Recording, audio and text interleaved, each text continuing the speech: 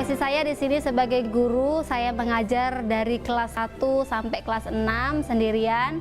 Dan dalam proses belajar mengajar saya dibantu oleh suami saya. Saya menekadkan diri, saya ingin menjadi guru agar generasi muda yang akan datang, manusia-manusia Indonesia di masa mendatang bisa menjadi manusia yang lebih baik daripada masa saya sekarang. Saya ingin menjadi guru karena saya terinspirasi juga dari guru-guru saya terdahulu. Di mana saya tidak menyukai suatu pelajaran, tetapi dengan inspirasi beliau, saya menjadi orang yang pada saat itu senang untuk belajar. Dan saya punya mindset bahwa saya akan menjadi sukses seperti guru-guru saya. Alasan saya ingin menjadi seorang guru adalah saya ingin membagikan ilmu dan pengalaman yang telah saya peroleh selama di bangku sekolah itu untuk kepada semua orang yang ada di sekitar saya.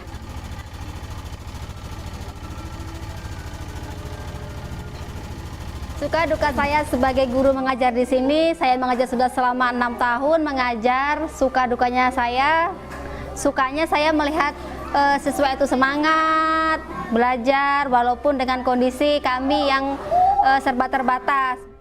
Kontribusi yang saya dapatkan dari pajak salah satunya yaitu fasilitas jalan yang betul-betul saya rasakan. Dulu tahun 1993 sampai tahun 2000-an itu kami tidak bisa menggunakan sepatu dari rumah ke sekolah ini. Kenapa? Karena jalannya jelek dan putus. Kami harus menggunakan ketek sehingga sepatu itu harus kami jinjing, kami pegang.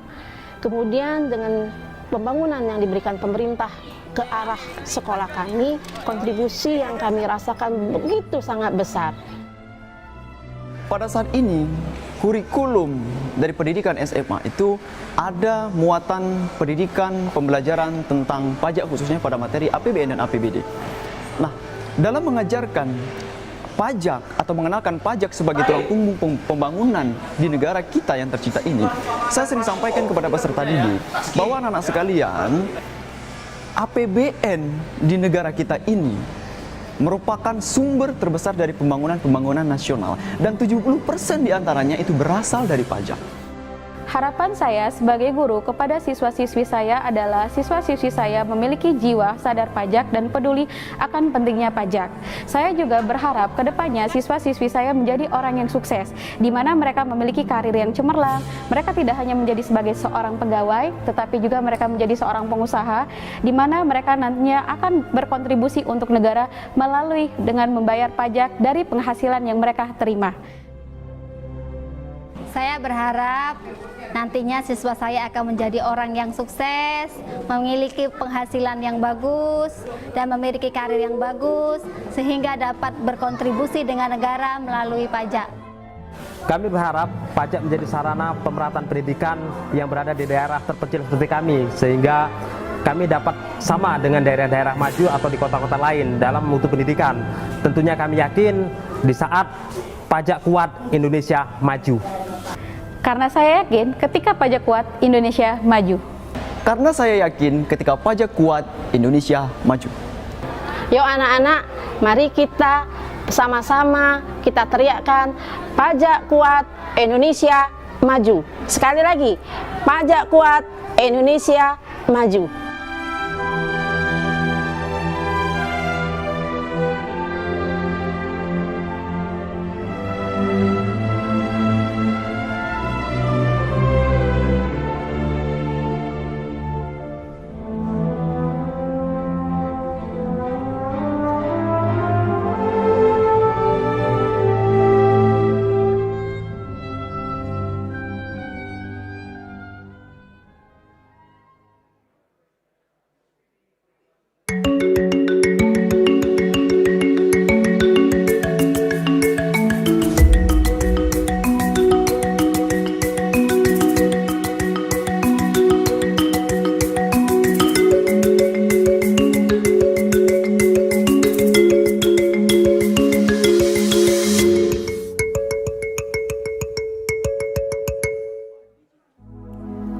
Pandemi COVID-19 jauh lebih dari sekedar krisis kesehatan.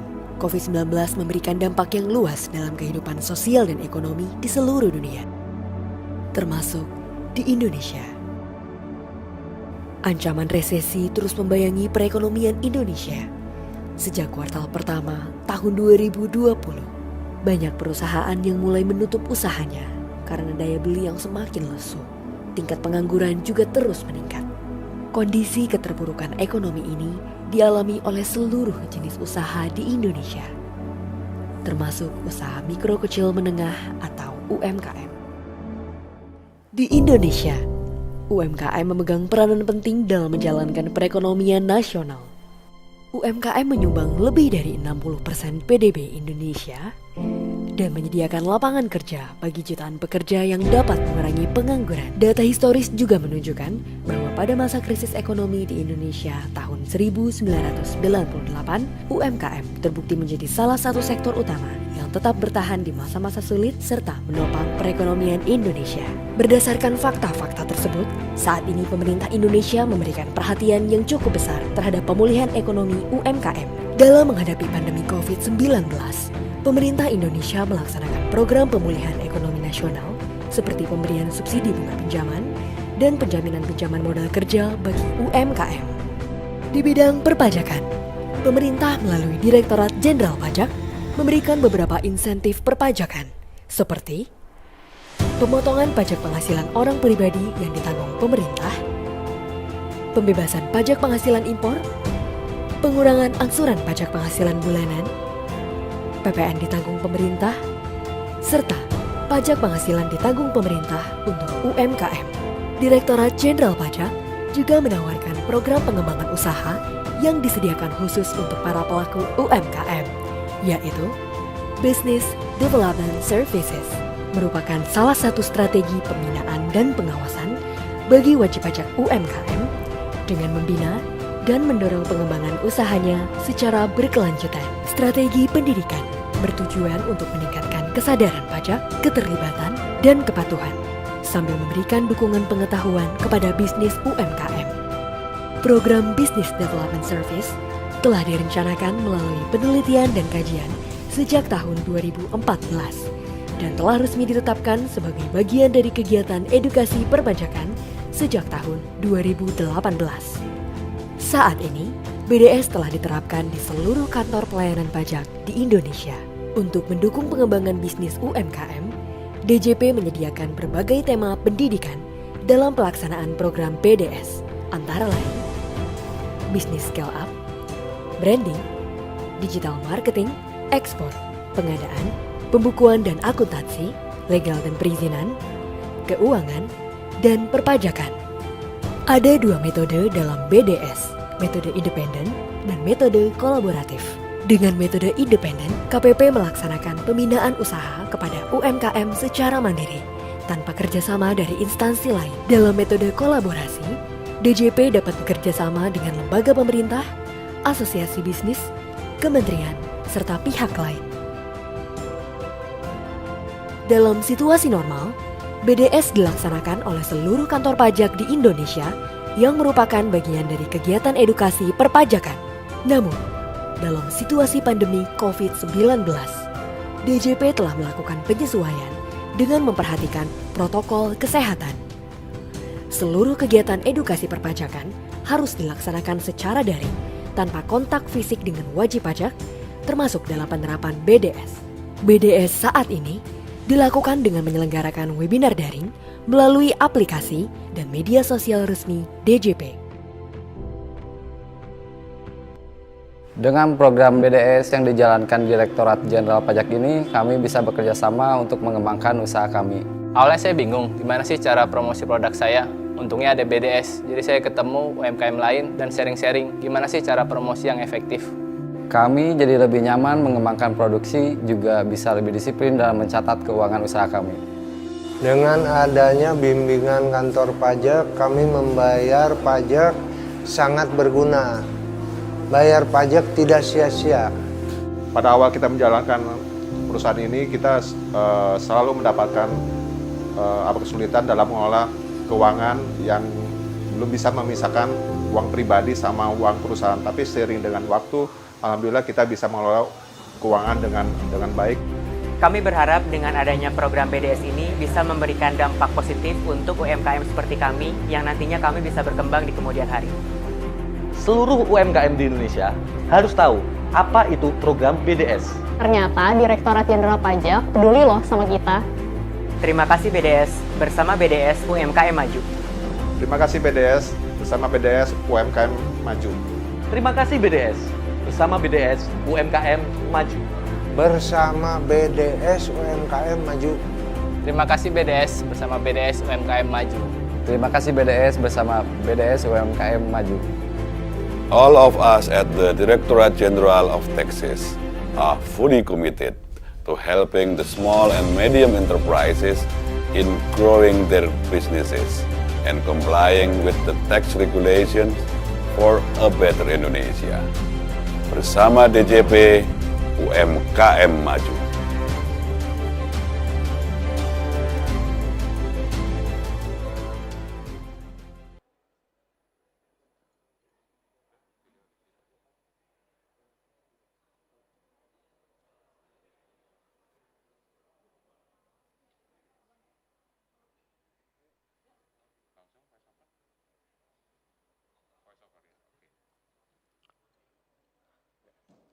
Ladies and gentlemen, we welcome you to the Jakti Budi Bakti Auditorium, head office of Directorate General of Taxes for the International Tax Conference 2022.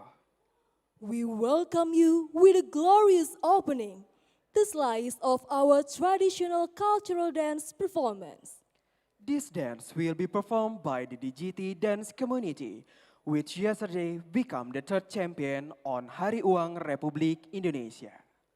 Ladies and gentlemen, please welcome Tari Kreasi Nusantara.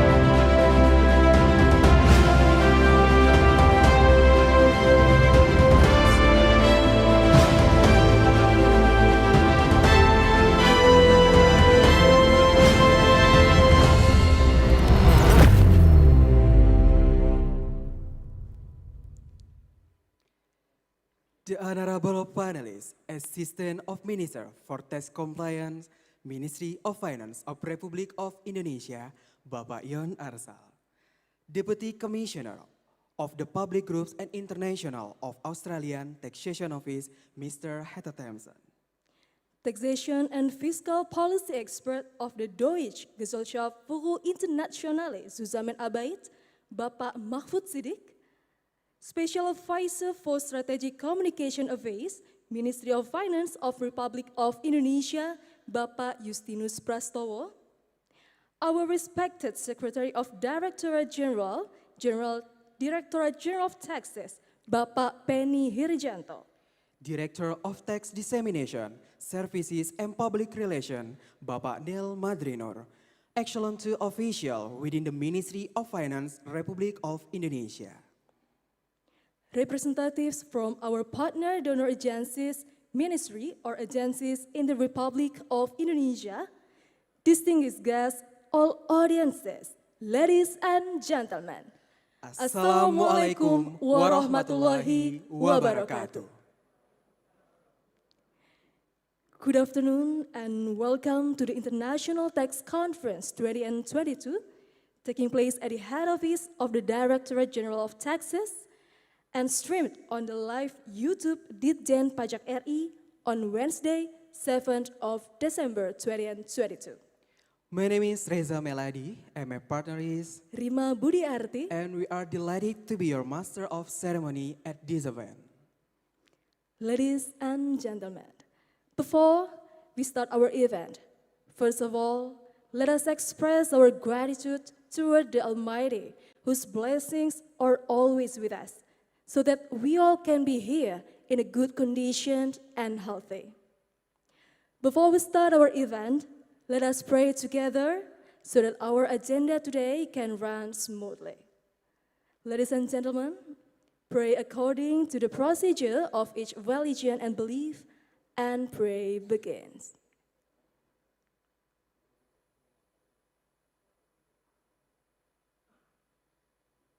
Amen.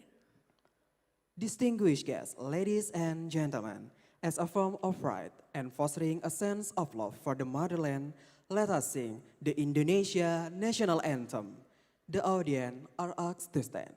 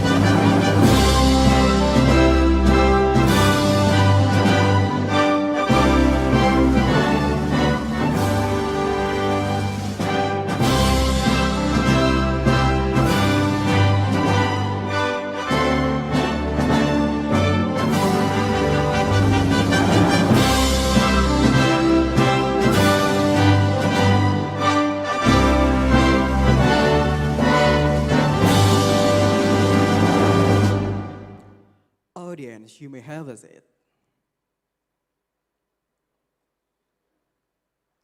Ladies and gentlemen, in order to support G20 Indonesian presidency and taxation reform, the Directorate General of Taxes is holding an International Tax Conference 2022 with the theme G20 Indonesian presidency, achieving a stronger and more sustainable world recovery through international and national tax reform. And this event is held in collaboration between the Directorate General of Taxes, Australian Taxation Office or ATO, and Deutsche Gesellschaft für internationale Zusammenarbeit or GIZ. Ladies and gentlemen, this activity has been carried out since May 2022 with the opening of the taxation call for paper. 172 submitted paper on taxation call for paper have gone through several steps of feasibility and substantive assessment by editor and reviewer, both from internal and external of DGT.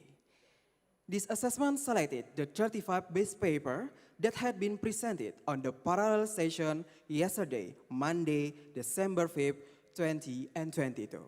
And today is the final event of the series of International Tax Conference 2022.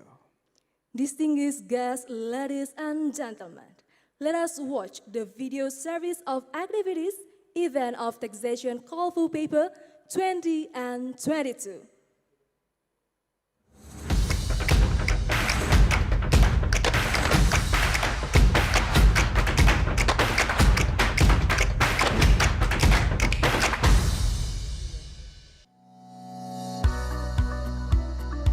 Taking place at the Directorate General of Taxes, and welcome to the parallel stations taxation Call for paper taking place at the head office of the Directorate General of Taxes on Monday.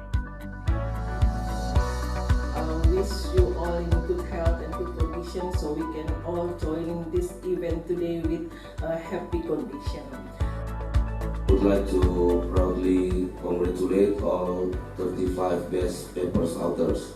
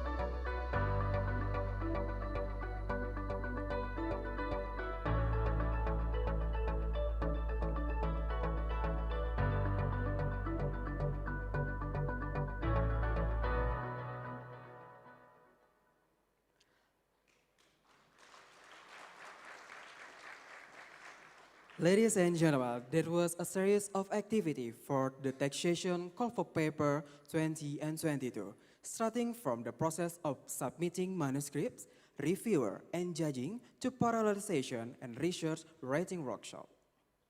Distinguished ladies and gentlemen, opening today's event, now we would like to invite the Honorable Director of Tax Disseminations, Services and Public Relations to give welcoming remarks. Bapak Neil Maldrinur, the floor is yours.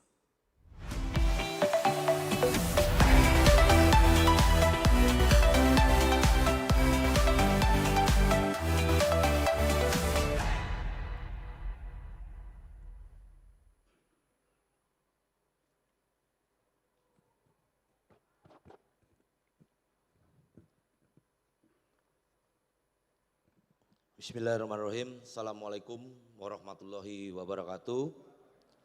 Om Swastiastu, Namo Buddhaya. Good afternoon and greeting to all of us. The Honorable, the representative of Directorate General and Board of Directors in the Ministry of Finance, representative from Ministry of Education, Research and Technology, Ministry of Defense and Ministry of Religions,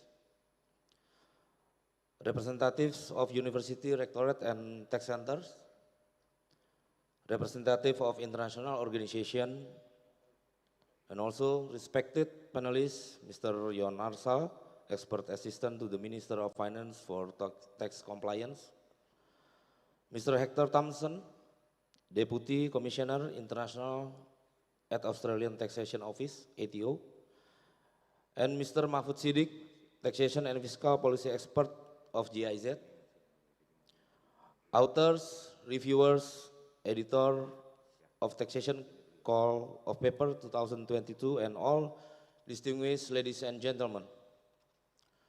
First of all, I'm sorry to inform you that the Director General of Taxes, Mr. Surya Utomo, will not be able to join us today due to an urgent meeting that he has to attend.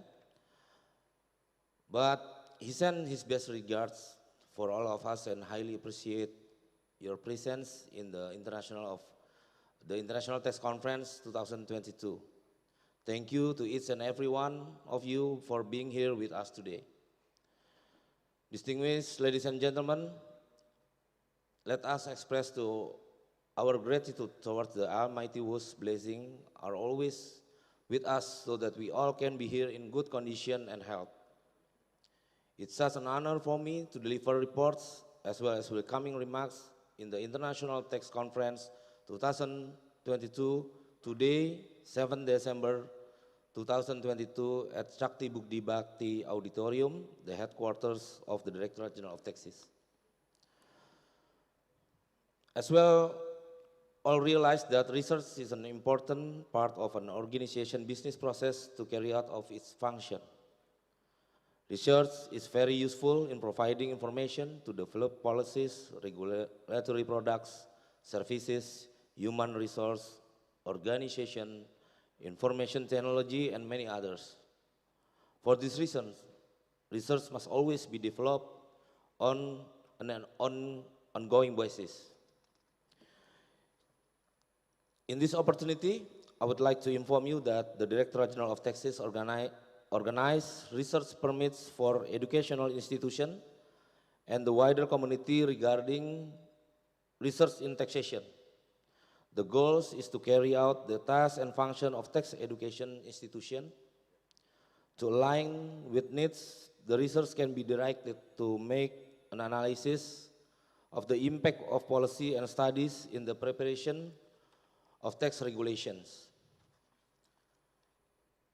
In order to build a research environment as part of the tax awareness inclusion programs, DGT organized scientific activities which are held every 2 years in the forms of taxation call for paper and tax conference.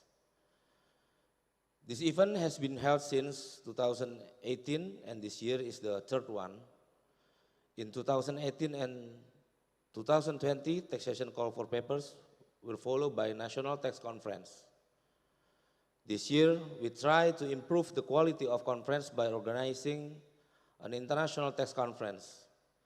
So this event today is actually the first international tax conference held by DGT. In this taxation call for paper and the International Tax Conference 2022, the theme is G20 Indonesian Presidency, achieving a stronger and more sustainable world recovery through international and national tax reform.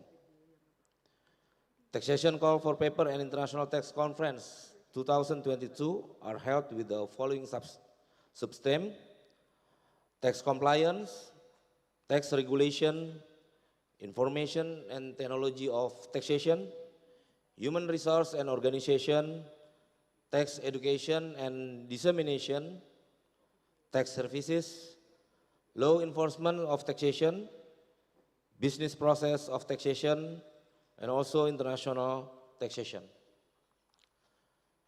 Distinguished ladies and gentlemen, the taxation call for paper 2022 submission has been started since May 2022 with a total of 217 applicants and 172 paper submissions.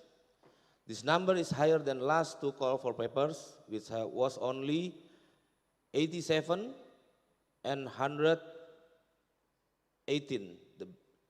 The backgrounds of the participants were lecturers and students from various universities and educational institutions, as well as DGT employees. And also, in order to find best paper, we use double blind method selection and review to select for 35 best papers. Those 35 best papers have been presented at the parallel session last Monday, 5th December 2022. And of course, since we call it International Tax Conference, the presentation were performed in the English. This parallel session started the series of events of the International Tax Conference 2022.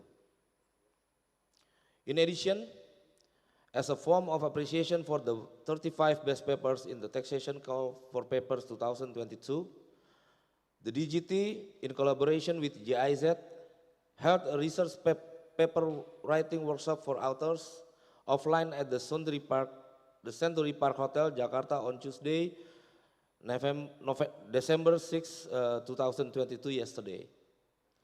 In this workshop, we invited professional speakers from the National Research and Innovation Agency, or BRIN, and international research of the DGT, who have been involved in research, scientific journal writing, and journal publication.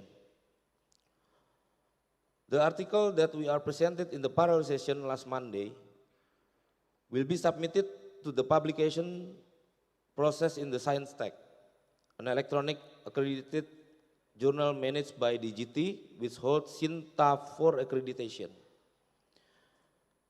And from the 35 best papers, 4 winners were selected and will be announced later on today at the end of today's session, the main event of the International Tax Conference 2022. Distinguished guests, ladies and gentlemen, it is also an honor for me to inform you that in this International Tax Conference, we will have a panel discussion with 3 important speakers. The panel discussion will be guided by moderator Dr. Matondang Elsa Siburian, Section Chief of International Tax Agreement and Cooperation to DGT. And the panelists are Mr. John Arsal, Assistant for Minister for Tax Compliance, Ministry of Finance Indonesia, Hector Thompson, Deputy Commissioner, International at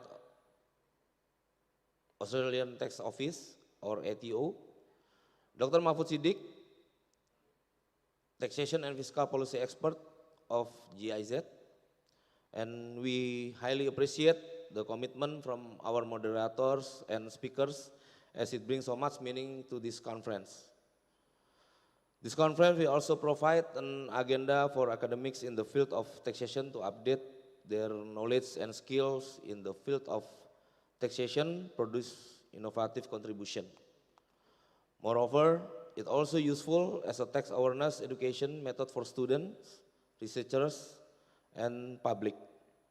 It is hoped that this conference will help in creating a generation of people who are aware and obedient to tax in the future. Last but not least, I would like to request Mr. Penny Hardianto, the Secretary of General, to deliver Mr. Suryotomo keynote speech in this conference. And on his behalf, distinguished guests, ladies and gentlemen, thank you very much for your kind attention. Please enjoy the conference, and wishing you all have a fruitful discussion with the panelists. Wassalamualaikum warahmatullahi wabarakatuh.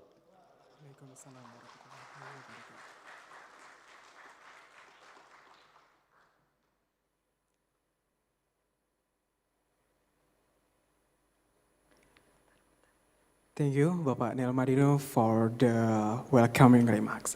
Distinguished guests, ladies and gentlemen, before we go into the next agenda, let us see the video of the journey of the call for paper and tax conference that has been held by DGT since 2018.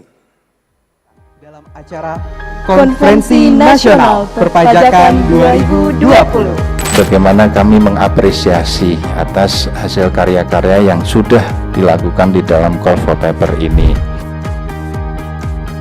Diikuti hampir 2.000 peserta Pajak melalui email dalam jurnal Science Tax di tahun 2021 buat memberikan kontribusi yang inovatif dalam membangun keilmuan dan tata kelola perpajakan di Indonesia. Munculkan ide-ide inovatif dan terus meningkatkan kemampuan kita untuk bisa memperbaiki dan terus menyempurnakan kebijakan kita.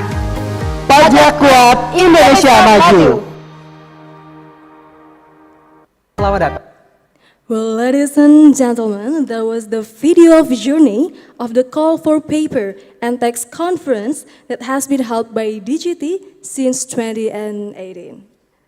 Ladies and gentlemen, in order to build a research environment as a part of the Tax Awareness Inclusion Program, DGT organized scientific activities which are held in every 2 years in the term of taxation call for paper and also taxation conference. This has been held since 2018, the first call for paper and conference. In 2020, the second year of the event was held fully online, and this year is the third event. This is the first international call for paper and the first international tax conference held by DGT. And as Bapak Nel Maldrin have told before that from the 35 best papers, 4 winners has been selected and will be announced at the end of this International Tax Conference today. And the 35 papers that have been presented by the speakers, it will be submitted to the Publications Journal of the Science Tax, an electronic journal managed by DGT. So here, once again, we would like to congratulate the 35 base papers that have been selected through assessment, substantive assessment by the reviewers and also by the 4 judges. And congratulate, and in the end of the sessions for today, we will know the 4 winners of the taxation call for paper. And Rima, this activity has been carried out since May 2022 with the opening of the taxation call for paper. More than 200 applicants and 172 submitted paper on taxation call for paper have gone through several stages for civility and substantive assessment by editor and reviewer from both internal and external of DGT.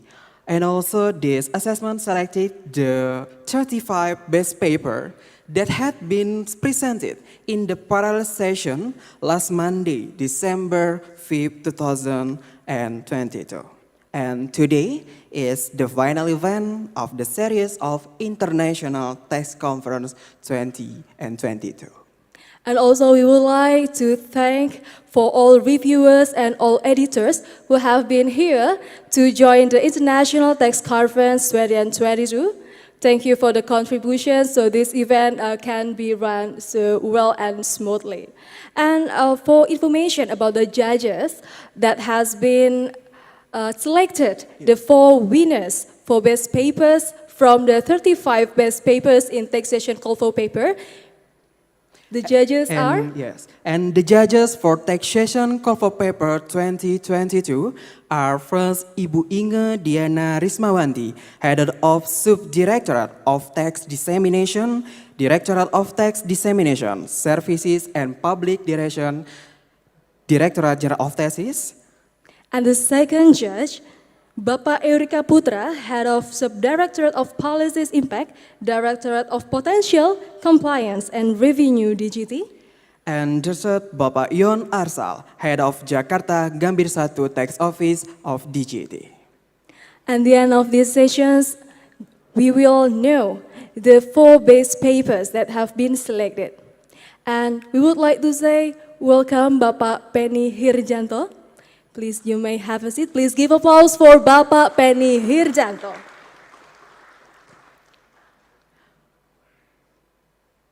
Distinguished guests, ladies and gentlemen, for the next event, now we would like to invite, on behalf of the Director General of Taxes, Bapak Penny Hirjanto, Secretary of Directorate General, to deliver the keynote speech. Bapak Penny Hirjanto, you may have the floor.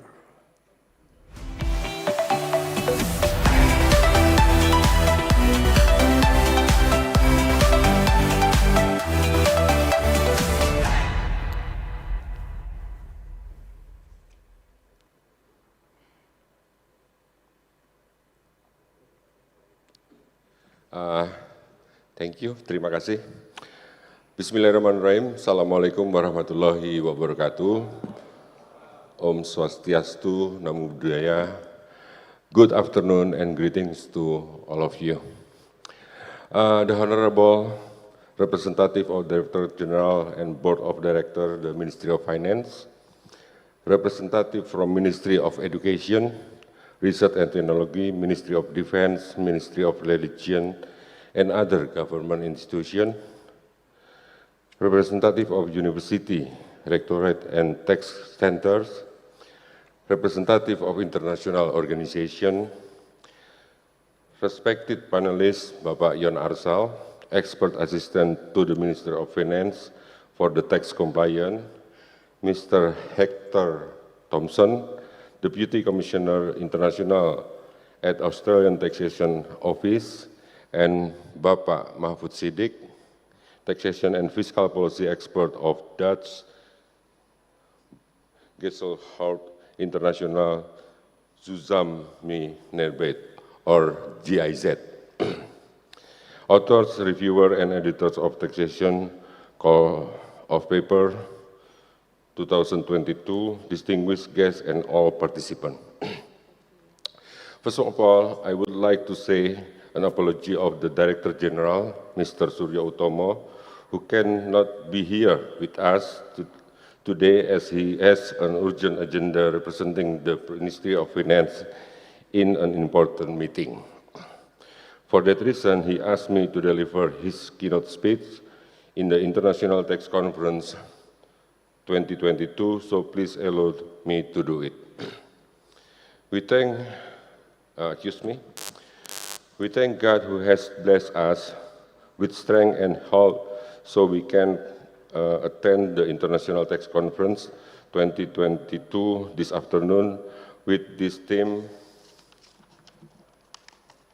Road to G20 Indonesian Presidency, achieving a stronger and more sustainable world recovery through international and national tax reform. As we know that the taxes have a significant role in the state budget. This is shown by the proportion of tax revenue, which reached an average of 75% of the total state budget over the last 5 years. This means that until now, tax revenue are still the main source of revenue to fund government administration and spending while maintaining the investment climate and economic condition, especially during and after the pandemic COVID-19. We are very grateful to all taxpayers who have contributed for last year's tax revenue, which made it possible for us in the Directorate General of Taxes to achieve the target. Hopefully, the same thing will happen this year. However, tax revenue in Indonesia is still considered not optimal when review of the tax ratio as one of indicator that is often used as a reference for assessing the performance of a country tax revenue compared to the other countries. In addition to tax ratio, another indicator that shows that the potential for taxation in Indonesia is not yet optimal is through data on the compliance with the reporting of tax return. Even though the compliance ratio increased each year, there is still the need for the DGT to take several approaches through law enforcement, increasing taxpayer services, as well as educating taxpayer. In this occasion today, allow me to discuss more on education issue. We are in the DGT has been developing the tax awareness inclusion program through collaboration and coordination methods between ministry and institutions such as Ministry of Education, Research and Technology, Ministry of Defense, and Ministry of Religion, as well as University and Tax Center. We really appreciate your presence today in this conference and hoping that our work together will never end it. Furthermore, several initiatives related to research have been carried out by the DGT. In line the objective of the inclusion program, among those of our taxation call for paper and National Tax Conference. We hear from Mr. Neil Madrin Noor previously that this year is the third time and today conference is also the first International Tax Conference held by the DGT. Congratulations on your achievement, Mr. Neil and teams. Research and development provide advice to the government in improving tax administration as well as become input in the decision-making regarding tax regulation. In addition, research can be a channel for tax awareness education through academics in the form of tax study, which eventually enrich tax literacy. Therefore, it is our great hope that we invite academics and practitioners to continue contribute in the form of tax research, so that it can increase access for the public to become aware and obedient of taxes. And thus the level of taxpayer compliance and also tax revenue become more optimal. Distinguished guests, ladies and gentlemen, there are other things that I need to convey, as well as all we know, the government of the Republic of Indonesia issued the law of harmonization of tax regulation in 2021. This law was issued in the momentum of economic recovery after the COVID-19 pandemic. The pandemic has had a substantial negative impact on our economy. Since 2020, part of the government budget has been relocated to deal with the pandemic. At the same time, the business world also was declining.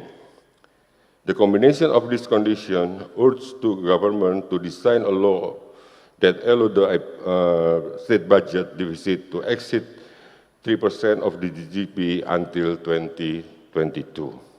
However, in the 2023, it's required that the government has to set the budget back to deficit below 3% of GDP. It means that extraordinary steps need to be taken to increase state revenue. Therefore, tax increment is a necessity.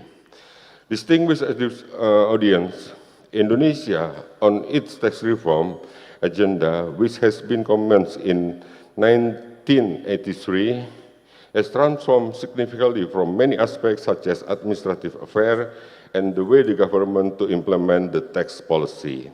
These measures have aligned with global tax trend. The issuance of the law of harmonization of tax regulation also coincided with the momentum of tax reform. The Directorate General of Taxes wants to create a fair, healthy, effective, and accountable government revenue institution in this tax reform. There are several urgencies for the implementation of tax reform, namely, to create a solid and equitable tax base, a healthy and sustainable state budget, and a high economic growth. There are several points that I need to highlight from this law.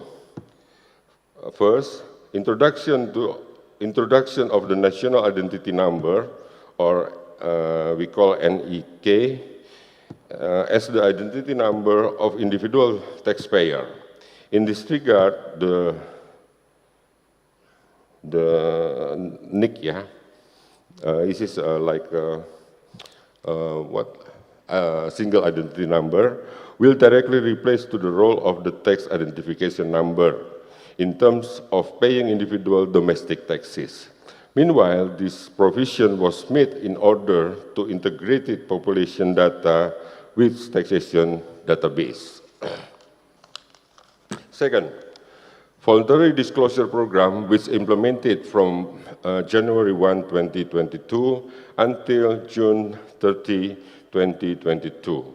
It was an opportunity provided to taxpayers to voluntarily disclosure their undeclared tax obligation by means of income tax payment based upon asset disclosure. The DGT collected around 61 trillion from this program, so thank you very much for all taxpayers that took part of this program. Third, introduction of the new individual income tax threshold to provide equitability among taxpayers. The effective taxpayer will realize the impact of this regulation next year when submitting their tax return. Fourth, for individual entrepreneurs who have a gross turnover up to 500 million rupiah per year will not be subject to income tax. This is an incentive for small and medium enterprises who have a significant role in the Indonesian economy. Fifth, and other regulation in corporate income tax rate, international taxation, and also carbon tax as an externality tax to protect our environment. Distinguished guests, ladies and gentlemen, aligned with the international tax system reform, which consists of two main pillars, those aim of sustainable and inclusive global economic governance by emphasizing the taxation aspect of digital products and services, as well as effort to anticipate cross-border tax avoidance. Therefore, Indonesia, as a member country of the inclusive framework, must also prepare an administrative system and qualified resources for the implementation so that it can effectively boost the domestic tax climate. Following the international tax development, besides the policy reform, we are doing reform on organization, human resources, information technology, database, business process, and institutional cooperation as well. Particularly in the IT reform, we are developing integrated business process in tax administration core system. As we know, digitalization can play a key role in helping to the tax authority lower compliance and administrative costs, collect more revenue more efficiently, enhance transparency and service to taxpayer, and accommodate big data flow. I kindly request to all stakeholders of the DGT to support this program, as there will be time for us to inform you in more detail about the changes in the new integrated system. Distinguished audience, in this conference today, we have panelists from the Australia Tax Office and representative of GIZ. I do hope that in the near future constructive Discussion will occur between the government, academics, and international practitioners who attend in this conference. Thus, there will be many high-quality recommendations from the stakeholders to the government, especially to the DGT. In the same time, we are all reaching to achieving a stronger and more sustainable world recovery through international and national tax reform. Thank you very much for the panelists. We are so grateful to have you in this conference. I'm sending my gratitude also to the Organization Committee of the Taxation Call for Paper and the International Tax Conference 2022, who has put a lot of effort to make it happen. And to all participate authors who bring papers benefit for us today. Congratulations for the 35 best papers which have passed the editors and reviewer checking. Thank you all editors and reviewer. You are all important asset of the DGT. And not to forget to the judges that have selected for winners from the 35 best paper. I'm sure it was not easy job to do. We will find out about the winner in the couple of hours, so be patient everyone. That concludes my keynote speech in this conference. Thank you very much for your attention. Good afternoon and welcome to this very first International Tax Conference 2022. I wish you all good luck and stay healthy. Wassalamualaikum warahmatullahi wabarakatuh. Director General of Taxes, Bapak Suryo Utomo.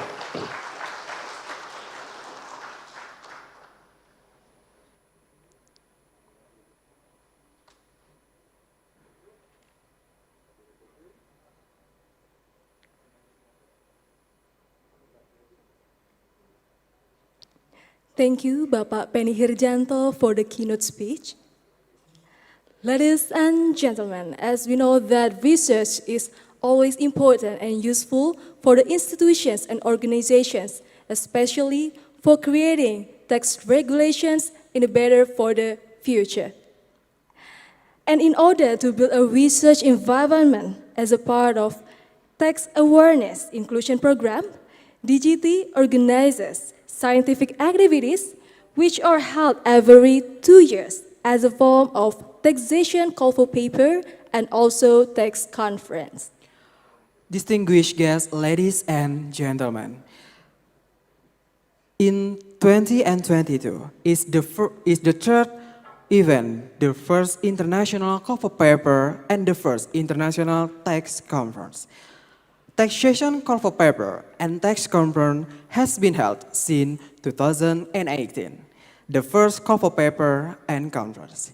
In 2020, the second year of Taxation Call for Paper and Tax Conference was held.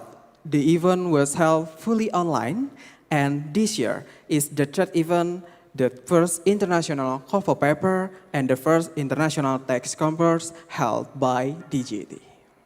Ladies and gentlemen, we would like to inform again that from the 35 best paper, there are 4 winners that have been selected today and will be announced at the end of these sessions. So please be patient for the authors to hear and know the winners. So who will the winners for the taxation for paper 2022? And also, the 35 best papers that have been presented, that have been selected and presented in parallel sessions that was held on Monday, 5th of December 2022, those papers will enter the Journal of Publications, Scientex, an electronic journal, Sinta 4, managed by a DGT. So please be patient for all the others to wait and to know who is the winner for the taxation call for paper after these panel discussions. Well, distinguished guests, ladies and gentlemen, the next agenda is a panel discussion. This session will be guided by the moderator, Ibu Matondang Elsa Siburian. Sectionship of International Tax Agreement and Cooperation to Directorate General of Taxes. Ibu Matondang Elsa Siburian, the floor is yours.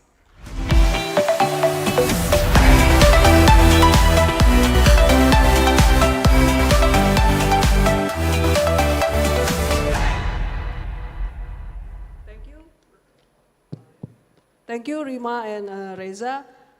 Before I start our session for today, good afternoon to you, ladies and gentlemen. I would like to acknowledge our colleagues from the representative of the Ministry of Education, Ministry of Defense, Ministry of Religious, and the representative from the university, and also representative from the Ministry of Finance. And I also would like to acknowledge Pak Penny, is he still here? Or and then also the Director of Tax Dissemination, Pak Neil, and the Echelon 1 and Echelon 2 in the Ministry of Finance, and also the staff of the Minister of Strategic Communication, Pak Justinus. Good afternoon, ladies and gentlemen. I am Matondang Elsa Siburian. It will be a very honor for me to host this interactive discussion regarding the digitalization of economics. So, before we enter the discussion, I would like to give a brief introduction about our discussion. The first discussion is regarding the global economics activity. As we know, the global economic activity is powered by digital technology, and it's become more digitized, and new business models emerge immensely. While this transformation brings benefits, it also brings some consideration, especially for the tax administration all around the world, not only for DGT. So, question faced by all the tax authorities is how countries, including Indonesia, with huge market potential, survive or even thrive in this new economic era. Well, ladies and gentlemen, we are lucky today. So, we have the privilege to listen, not only to listen from the Indonesian perspective, but also the point of view of our dearest friends from Australia, as well as from the government partner, GIZ, for today. So, we have here our panelists for today. The first one is Assistant to the Minister of Tax Compliance Affairs, Bapak Yon Arsal. Silakan, Pak.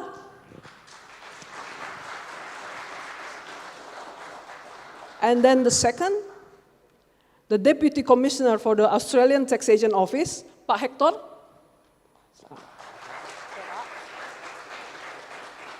And then last but not least, Taxation and Fiscal Policy Expert from GIZ, Bapak Mahfud Sidi. Silakan, Pak.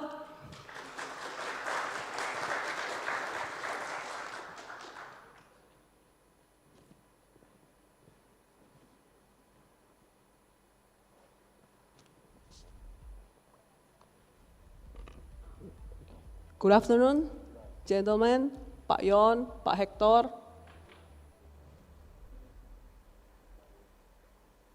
Good afternoon, Pak Mahfud.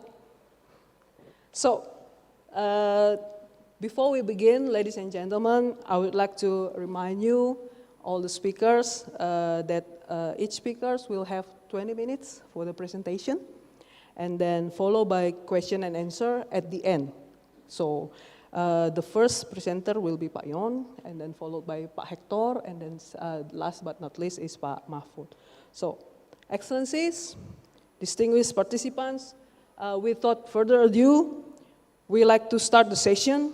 Please allow me to introduce our first speaker, Bapak Yon Arsal. Ya, Pak. Well, first, before Pak Yon present his presentation, I would like to describe his CV. Bapak Yon Arsal currently serves as Assistant to the Minister for the Tax Compliance, appointed by the Minister of Finance in 2020. He's in charge in providing advice and recommendation on strategic issues in domestic and international area to the Minister in the field of tax revenue compliance. Pak Yon holds a doctoral degree from the Kobe University from 2007. So, ladies and gentlemen, please welcome Pak Yon. The floor is yours, Pak. Thank you, Cak, for the kind introduction. Assalamualaikum warahmatullahi wabarakatuh. Good afternoon, everybody. Honorable representative from the Ministry of Finance, Ministry of Education, Ministry of Defense, Ministry of Religion, and the international organization, and Special Assistant to the Minister of Finance, Pak Justinus Prastowo, and also for university and tech centers delegates today and all participants.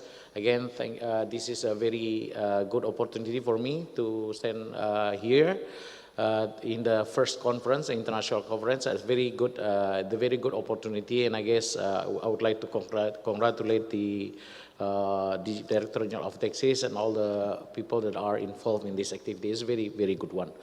Today I'll be given an assignment to talk about how the Indonesian Minister of Finance and also the DGT actually to adapting to the global challenge and accelerating the national economic recovery through the tax reform. So mainly I will discuss on the several topics, mostly about the tax reform in Indonesia and how we deal with this during the pandemic previously. So can you share the presentation? You already got the file? Okay. So ada slide-nya belakang? Ada ya? Belum kelihatan. Okay, let's go to the slide number 4. The first topic of that I would like to to show you how to update on some issues on the global challenges that are facing now and coming on, what the DGT should face later on.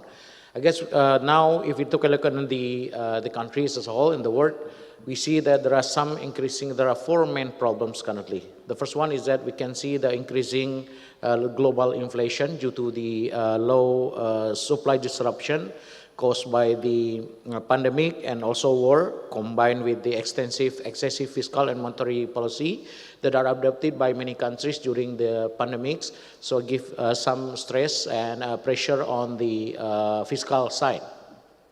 And like in many countries, we see that, for example, the inflation has been quite sometimes high in many countries. We see, like for example, in UK has been around 7%. Like in the United States, also 7%. Sorry, UK 11%, United States 7.7%, Brazilian 13%, and Europe also 11% something. So, but Indonesia still, fortunately, we can maintain the quite manageable inflation level at 5.7 rate. So I think it's quite good for Indonesia to start with. And at the same time, in addition to the increasing global inflation, we can also see the liquidity pressures and increasing interest rate. While the countries respond to the high inflation rate by increasing their rate, we can see that how the UK has been increasing 275 percentage point from during the 2022, and US has been increasing 375 basis points. This is a very significant increase, and Brazilian has been increasing 450 basis points on the interest rate. Increasing on the interest rate, you can see that it will attract the global financial market volatility and also the capital outflow, especially from developing countries such as Indonesia, and also give some pressure on the exchange rate. It's kind of the challenges has been quite sometimes you can see observed in Indonesian economy. Even though we can manage the inflation rate quite stable at a very low level, a relatively low level, but we can see that kind of the exchange rate quite significantly increased, while at the same time also we can see some the capital outflow during this period. And because of this excessive fiscal and monetary policy during the pandemic period, we can see that there are so many countries now are potentially entering the global debt crisis also, because of there are so many countries with high debt to GDP ratio, more than 60% now, and also because of that it will increase the risk and also the refinancing risk, and also at the same time we can see that there are some risks that many countries in the world will facing the risk of default of more than 60 countries in the world.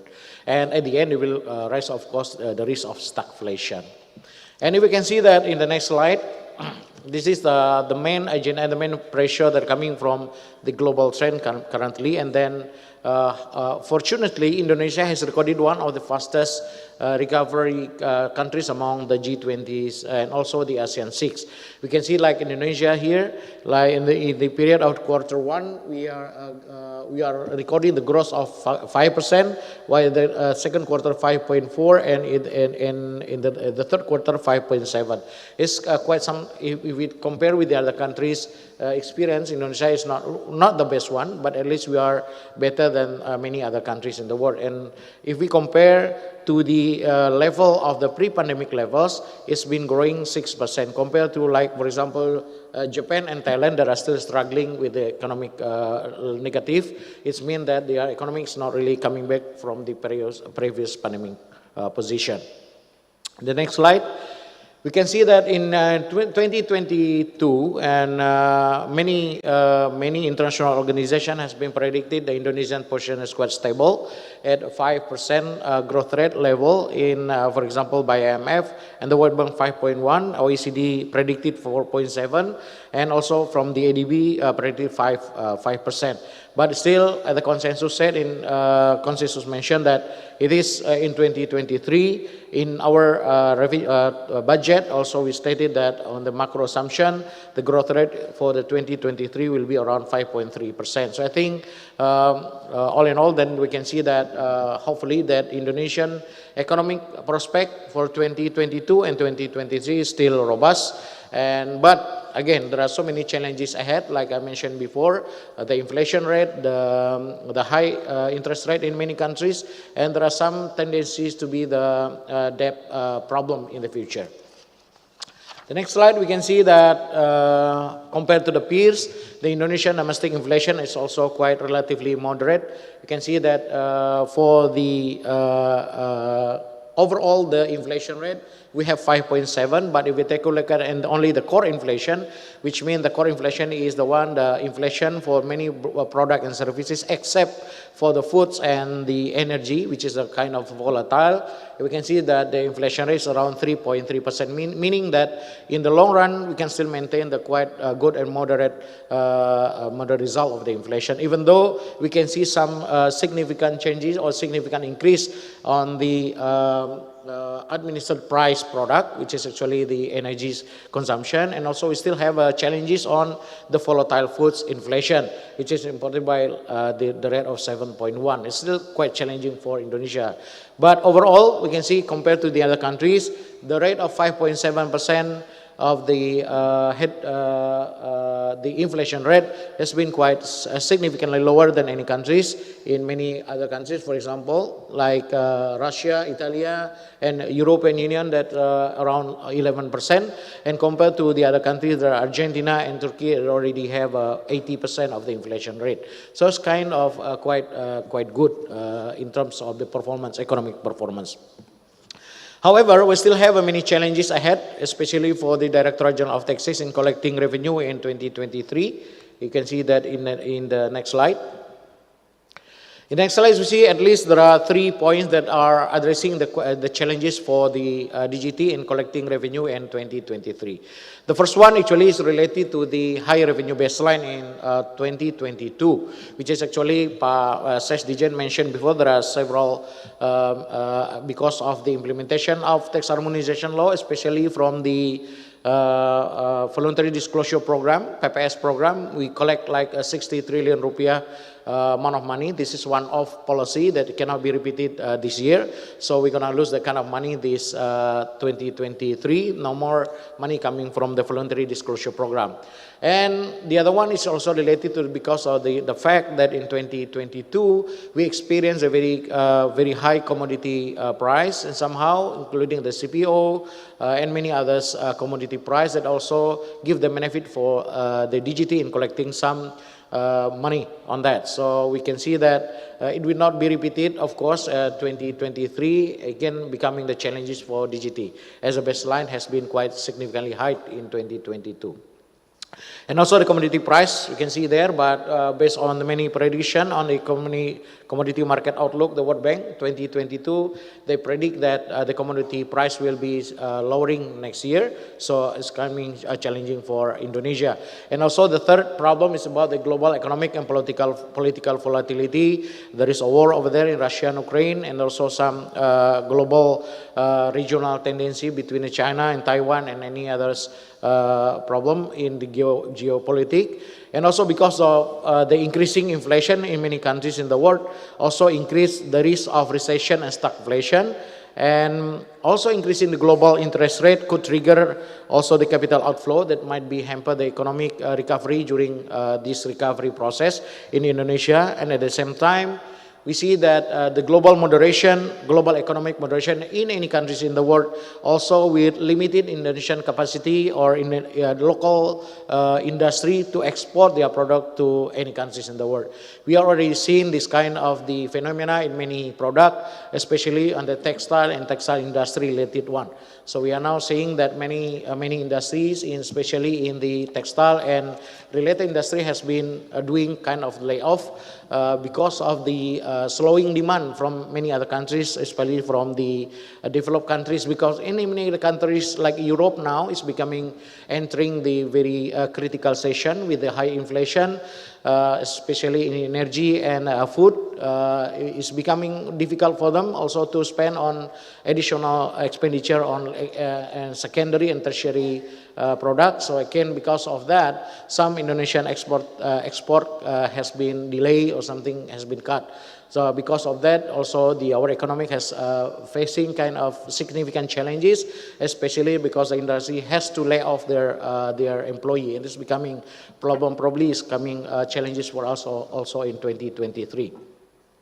But in the prospect of tax revenue, fortunately, during the period of 2022 is quite significant recovery for us. It's not really the Nike shape, like what they call quote-unquote Nike shape, but fortunately we experienced the V-shape recovery from in terms of the tax revenue perspective.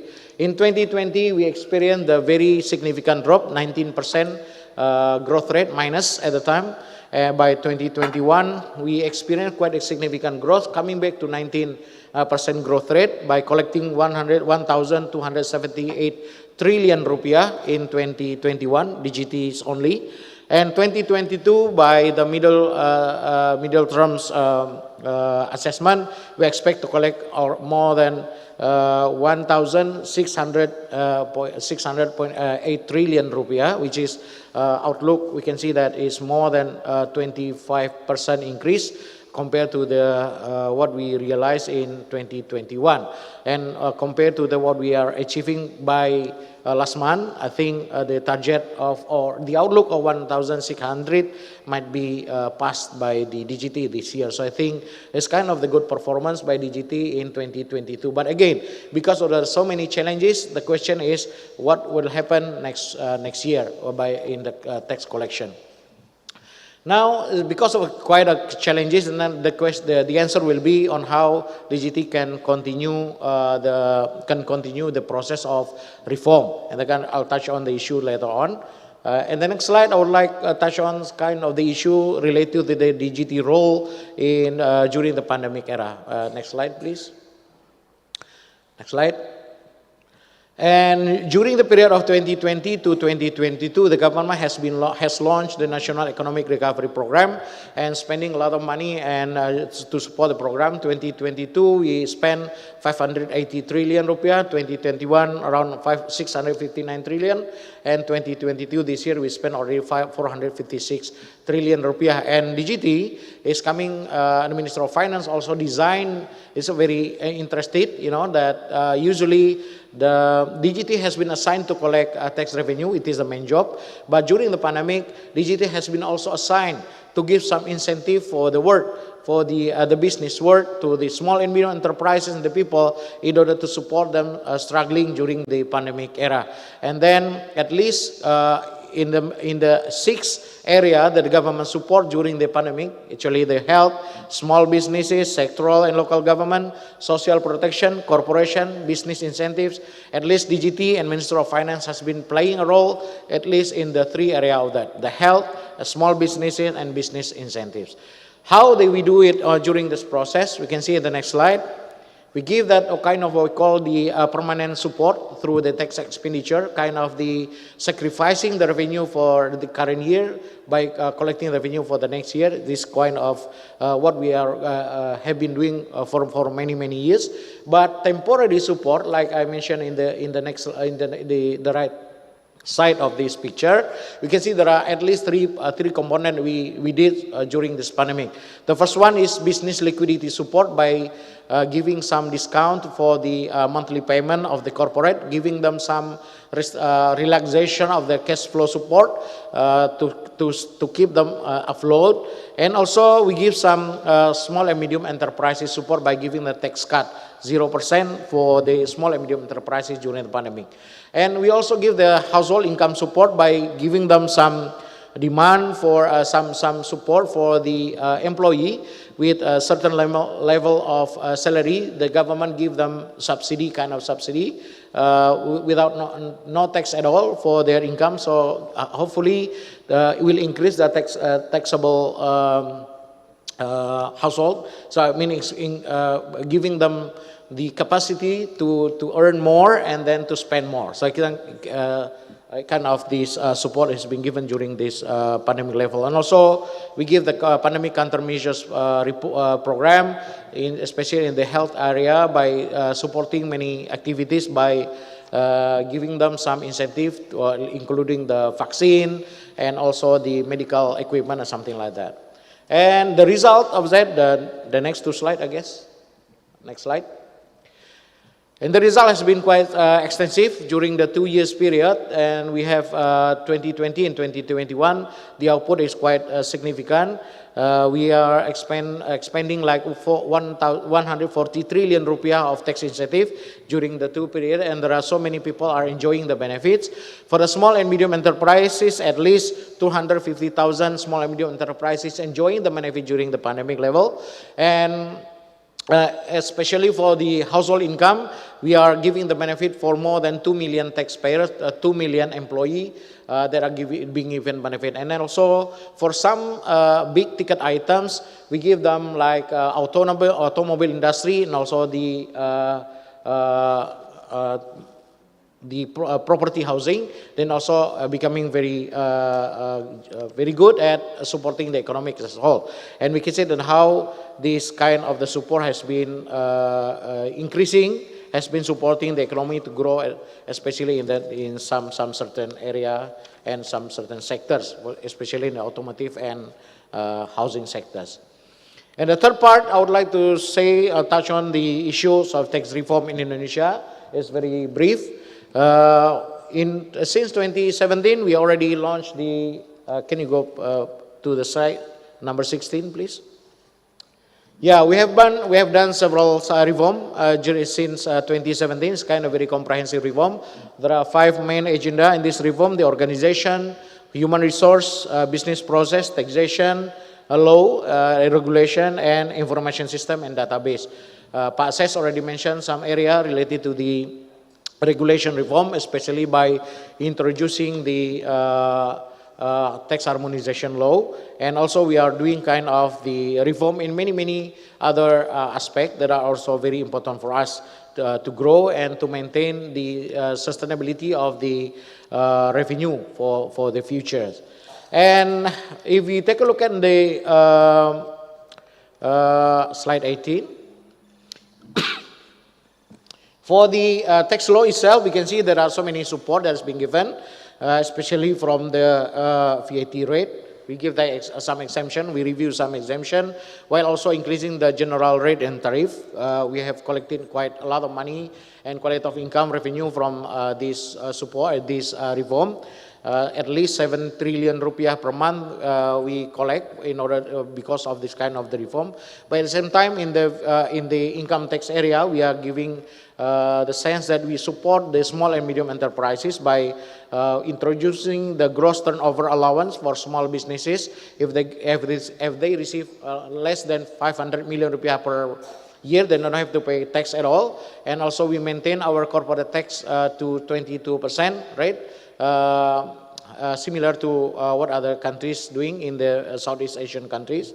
And kind of this reform has been quite successful also, but there are so many homework still left. We introducing also the carbon tax in this our tax regulation reform, but still a long way to go to do that. And the last part of the presentation, probably I will touch on the issues of the international, the global tax issue. Please go to the slide 15. From the international tax perspective, Indonesia has been committing to support what they has been discussing on the international platform now, like our G20 has been concrete deliverable of international tax agenda that has been mentioned during the G20, like how should we support the commitment of the Indonesian government to support the implementation of the Pillar 1 or Pillar 2. Like, can you go to the slide number 16, please? And we expect that in 2022, 2023, in the first semester, will be kind of the multilateral convention or the Pillar 1 will be signed, hopefully.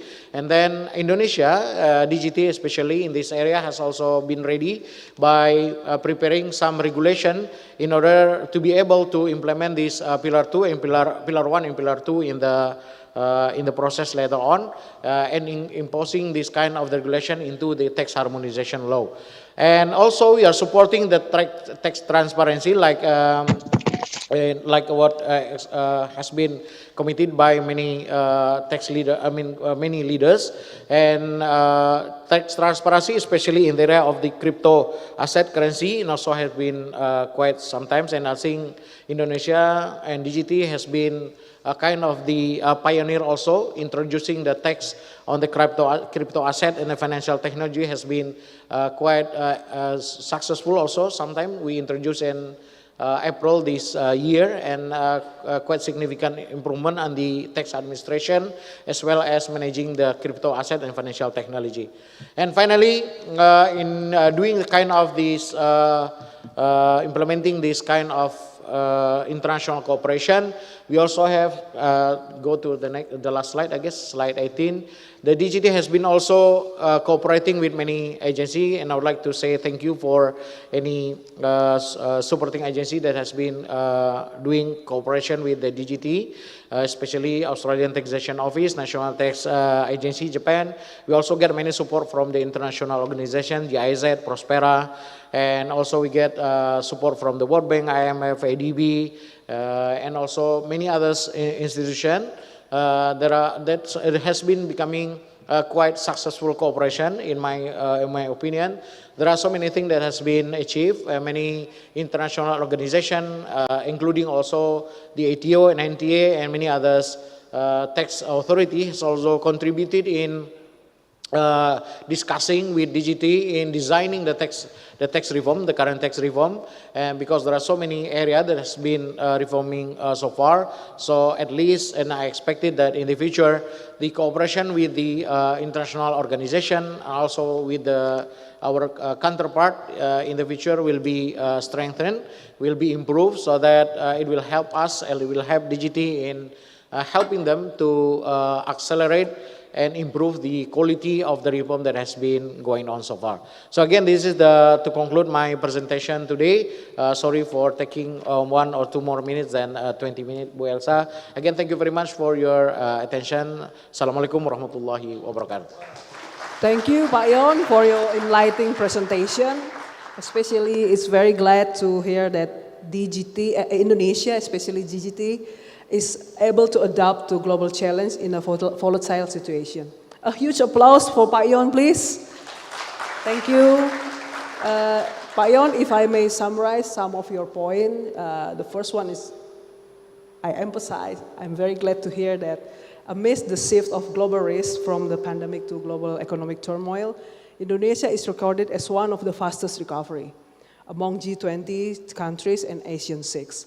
And then the second, for the upcoming year, Indonesia still face several challenges on the tax revenue, especially on the moderation of commodity prices, as well as the global economic and political volatility. And then you also present how the National Economic Recovery Program, PEN, in the form of several tax incentives must be acknowledged as the main factor of the Indonesia success stories in tackling the pandemic impacts. And then those incentives has been benefiting thousands of taxpayers who are employers, retailers, and small businesses who move the Indonesian economy as a whole. And it's also glad to hear that DGT is undergoing a reform that aims to improve its 5 pillars, including organization, human resources, IT and database, business process, and tax regulation. And also the last one in the global forum, Indonesia also active on developing the 2-pillar solution in addressing the challenge in the digitalizing of economics, advancing tax transparency, and reinforcing international tax cooperation by also work together with other international organizations in supporting our tax organization. Okay, I think that's all from Pak Yon. And then, ladies and gentlemen, please be patient for your questions because we just have 2 more speakers, also very interesting speakers. Next, this our speaker coming from the neighborhood, Pak Hector Thompson. The floor is yours, Pak Hector.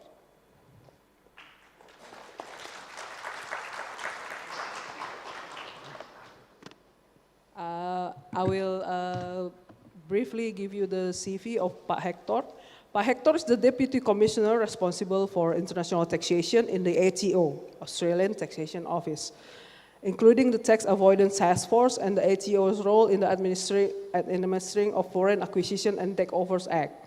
He leads the development of ATO strategy in response to the base erosion, profit shifting, and the tax challenges arising from digitalization, representing Australia at various OECD forums. Throughout his career, Pak Hector has held a range of positions in public policies, in the tax treasury and the Department of Prime Minister and the cabinet, including advice on tax, fiscal, international, and macroeconomic policy matters. And then Pak Hector also holds a graduate degree from the Australian National University. So Pak Hector, the floor is yours, please. Thank you for that kind introduction, Ibu Ilsa, and good afternoon. Selamat sore, Bapak dan Ibu.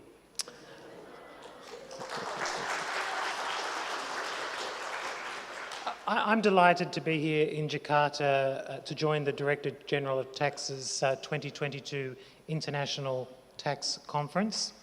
Even more so, I have to say, during Indonesia's G20 host year, which has been a remarkable success at a time when the global economy faces some of the most significant headwinds I can recall. I'd like to say a special thank you to Pak Penny for his insightful opening remarks, and to my fellow panelists, Pak Yon Adasan, the Assistant to the Minister of Finance for Tax Compliance, and Dr. Mashford Siddiq, former Director of Taxes here at the DGT. I'd also like to say a special thank you to the DGT for the invitation to participate today. I was particularly pleased to receive the invitation because of the close relationship between the DGT and the Australian Taxation Office. I'm not sure if people are aware, but our partnership really commenced in the aftermath of the tragic tsunami that impacted Southeast Asia in 2024. I remember those events well. So I was working in the Australian Treasury's development branch at the time and made a small contribution to the establishment of the Australian-Indonesian Partnership for Reconstruction and Development. And I have many colleagues at the ATO who have fond memories of working with the DGT over the past period. Things such as developing the initial program of work in the early days, also developing advice and guidance for taxpayers. My colleagues always remark to me on how much they enjoy working with their DGT counterparts and how welcome they are made to feel when they do so. So it is an honour to be here all these years later, having seen this partnership grow and flourish. Since 2016, we have had a permanent ATO employee located in Indonesia. The ATO only has 2 employees located outside Australia, one in Paris, supporting our work with the OECD, and the other in Jakarta. And that gives you a good indication of how important the relationship is to us. I'd like to acknowledge the good work of Mr. Grant Leader, who is in the audience today, who's currently in the role. I'm sure many of you know him well. He did instruct me on the blue shirt, being Wednesday here at the DGT. Our relationship with the DGT has evolved from one with a focus on providing training and knowledge sharing to one of a genuine partnership. Grant's role acts as a gateway for the ATO into the DGT and conversely for the DGT into the ATO. This creates a strong bridge between our 2 administrations and has strengthened the relationship over time. Increasingly, we're seeing more peer-to-peer relationships at a working level, where we can collaborate organically, a positive and welcome development. Today, I'd like to highlight 2 areas where we have been working closely together in recent times. The first is in the relation to provision of digital services. As many of you will know, the OECD has a framework it calls Tax Administration 3.0. It sets out a framework for thinking about how the delivery of seamless, integrated and automated systems which allow data to flow from the systems that taxpayers use or already use into our tax administrations. Now, both Indonesia and Australia face geographical challenges in providing essential services to their citizens. Australia, in terms of the great distances between our regional areas and our major cities. And Indonesia, of course, as an archipelago of over 17,000 islands. So technology offers us enormous potential to service taxpayers remotely via digital channels. Through our relationship, we've been working with the DGT in relation to the development of their virtual assistants, Arjuna and Shrikandi, including hosting a delegation to Melbourne in July and a reciprocal visit from the ATO to Jakarta in August. We've worked collaboratively on this project, and I'm very pleased to be here in Jakarta as this service starts to get close to completion. In Australia, we launched our virtual assistant, Alex, in 2016 to take pressure off other service channels by handling non-complex inquiries, and she has most certainly done this. So Alex is available 24 hours a day. She can answer questions on around 437 different topics that can be asked in more than 10,000 different ways. In the last 12 months, she's answered more than 1.3 million questions with a 94% success rate. So we're certainly carrying some key person risk there. The DGT's virtual assistant has some additional capabilities that Alex does not. For example, I understand it will be integrated with a web chat. So if Arjuna and Shrikandi can't answer your question, then they will connect you through to a human on a web chat function that can. At the ATO, we really look forward to understanding how this new features go, and so we can continue to learn from the DGT experience. Another example I would like to highlight is in the area of international tax, the topic of today's seminar, and subject matter which I must confess I'm a little bit more familiar with than building virtual assistants. So it's almost 3 years since the OECD released the Base Erosion and Profit Shifting Action Plan that accelerated a broader trend of tax administrations working cooperatively to address the challenges arising from digitalisation. And I'm very pleased to say this is an area where the engagement between our 2 organisations remains strong. So this year alone, we've had specific discussions on addressing the tax challenges arising from the digitalisation of the economy, and also specific conversations around the existing hybrid mismatch rules. We've also worked collaboratively on other OECD initiatives, such as the Convention on Mutual Administrative Assistance in Taxation Matters and the Common Reporting Standard for the Exchange of Financial Information. Our work focuses, obviously, on implementation and compliance, areas again where we have opportunities to engage strongly at an operational level. We've had the opportunity to demonstrate the analytical tools that we use in undertaking our automatic exchange of information as an input into the DGT's work on enhancing their tools in this space. So that brings me to what's next in the international pipeline. And that's working together to implement the two-pillar solution to address the tax challenges arising from the digitalisation of the economy. A key initiative and feature that we see being developed through the G20. In late September, the ATO hosted the OECD Forum of Tax Administration plenary event in Sydney, Australia.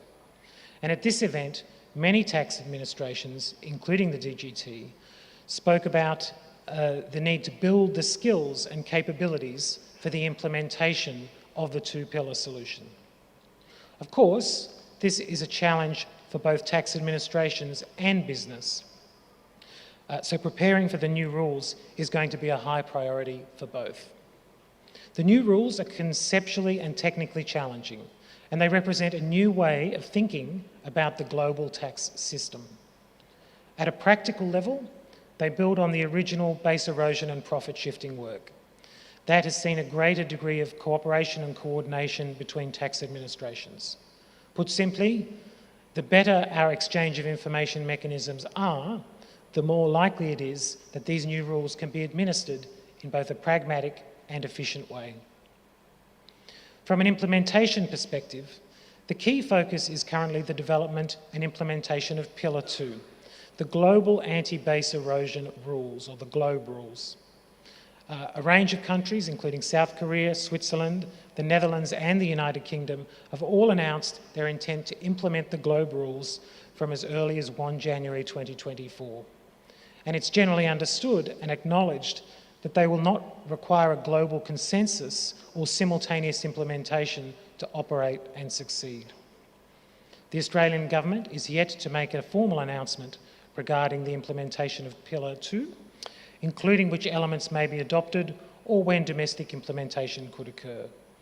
However, the Government has made a pre-election announcement supporting the GLOBE rules, and a consultation paper was released in October this year, calling for submissions to help inform domestic implementation. At the ATO, we have started thinking about how we would implement the GLOBE rules, and that's on a focus with 4 areas: our lodgement and system upgrades, the ATO's internal capability, what guidance materials will be necessary, and the relevant client engagement, verification and insurance processes. I do need to make the point that at this time, these considerations are very much preliminary only. The GLOBE rules envisage a separate information pack and returns which will require new systems to support lodgement, assurance and compliance. So we are looking to identify the most appropriate technology infrastructure for the efficient storage and information exchange under the GLOBE rules. We need to ensure that you've got data security and that we have data and analytics capabilities to process and analyse that information. While the Common Transmission System has allowed for an expansion of data sets that can be exchanged, such as the Common Reporting Standards or the country-by-country data, modifications or adaptations may be required to make it fit for purpose for the information that's going to be exchanged under the GLOBE rules. Further testing will be required to evaluate the suitability of this or other systems. We also expect new tax software to be introduced into the market for multinational enterprises to comply with the GLOBE rules, although this software is unlikely to be global or standardised. Due to the role that financial statements and accounting concepts play in the GLOBE rules, we expect that those administering the rules will need to understand tax effect accounting. We're anticipating the need to either recruit or redeploy staff with those capabilities and experiences, in particular preparing statutory accounts in accordance with accounting standards.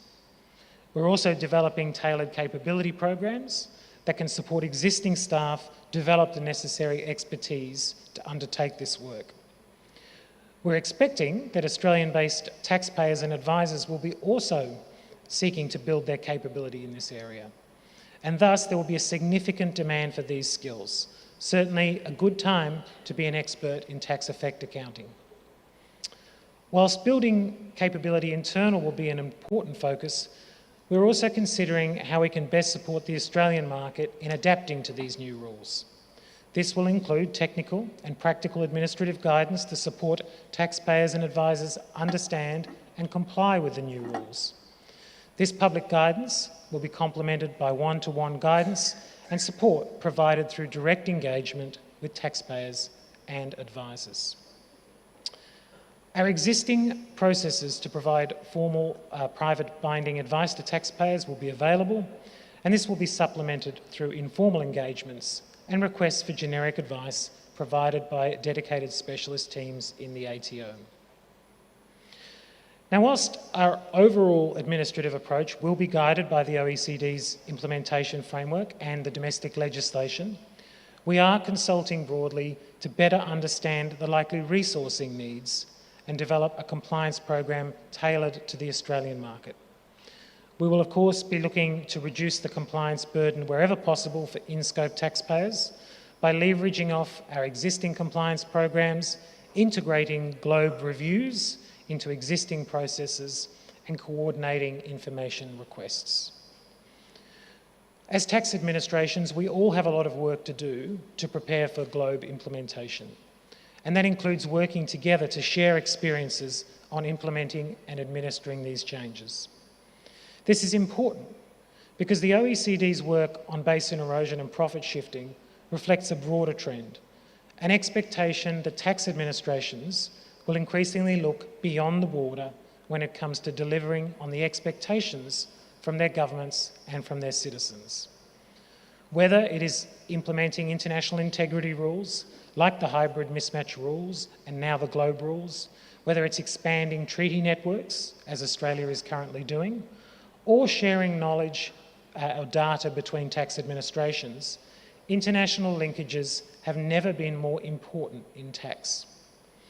As mentioned earlier, we've had some useful discussions with the DGT this year on the Convention on Mutual Administrative Assistance in Taxation Matters, a good example of the sort of tool that can support such global cooperation. This convention provides for all possible forms of administrative cooperation between the parties in the assessment and collection of taxes. For Australia, the convention complements our network of tax treaties and the information exchange agreements by providing an additional tool for detecting and preventing tax evasion, as well as, importantly, recovering outstanding tax debts that are offshore. We've done a lot of work to assess the benefits and understand the processes, assess the benefits and understand what the processes are as a signatory. I understand that Indonesia is currently considering removing the reservation in relation to the mutual assistance in tax collection element of the convention. Mutual assistance in collections can play an important role to maximise the benefits of such an instrument. Whilst many countries have signed up to the convention, not many have yet included provisions for the recovery of tax claims, which can put some limitations on how effective the instrument is. For example, as more countries explore options for bringing offshore businesses into the scope of their indirect tax systems, particularly with respect to low-value imported goods and digital services, mutual assistance in collection could become increasingly more relevant. As you're aware, Australia was one of the first countries to adopt a GST on low-value imported goods, and it is pleasing to see an increasing number of other countries adopting similar measures. I'm going to make a couple of brief remarks about that before I wrap up. Those particular measures, I think, are a good example of governments responding quickly to economic trends. In this case, a rapid rise in online purchases of goods and services from offshore businesses. In 2017 and 2018, laws were passed in Australia applying a GST vendor collection model to the sale of digital services and low-value goods, respectively. Under that model, offshore sellers of digital services or low-value goods are made responsible for collecting GST at the point of sale to Australian consumers.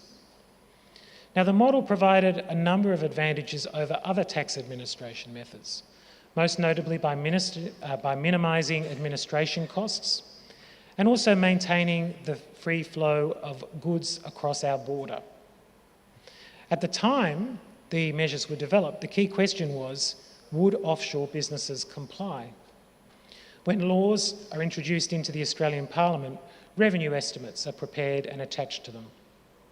The revenue estimates for digital products and services estimated that 350 million Australian dollars would be raised in the first 2 years. The actual GST paid by businesses was more than double that, Australian 755 million. For low-value imported goods, revenue was estimated at Australian 300 million for the first 3 years, while actual GST paid in that period was 1.2 billion.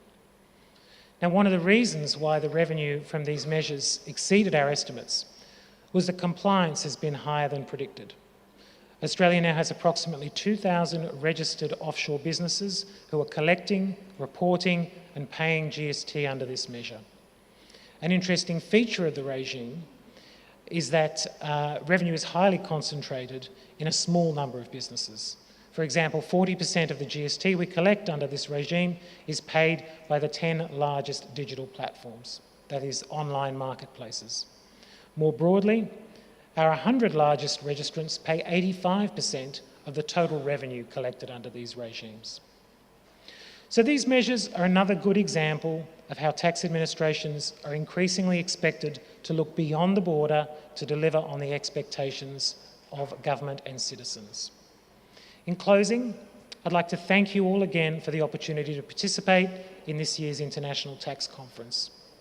I'm very pleased to be able to say that throughout the COVID-19 pandemic, the ATO and the DGT were able to continue to work hard to maintain a close working relationship and to cooperate virtually. But this can't replace face-to-face communications. Just as a contemporary tax administration cannot exist in isolation from other jurisdictions, international tax cooperation requires deep and ongoing personal linkages to be effective. So it's been a pleasure to be here today, and I look forward to the rest of our conversation this afternoon. Thank you very much. Thank you, Hector, for your excellent insight of Australia's perspective on international tax cooperation. If I may resume several points from your presentation.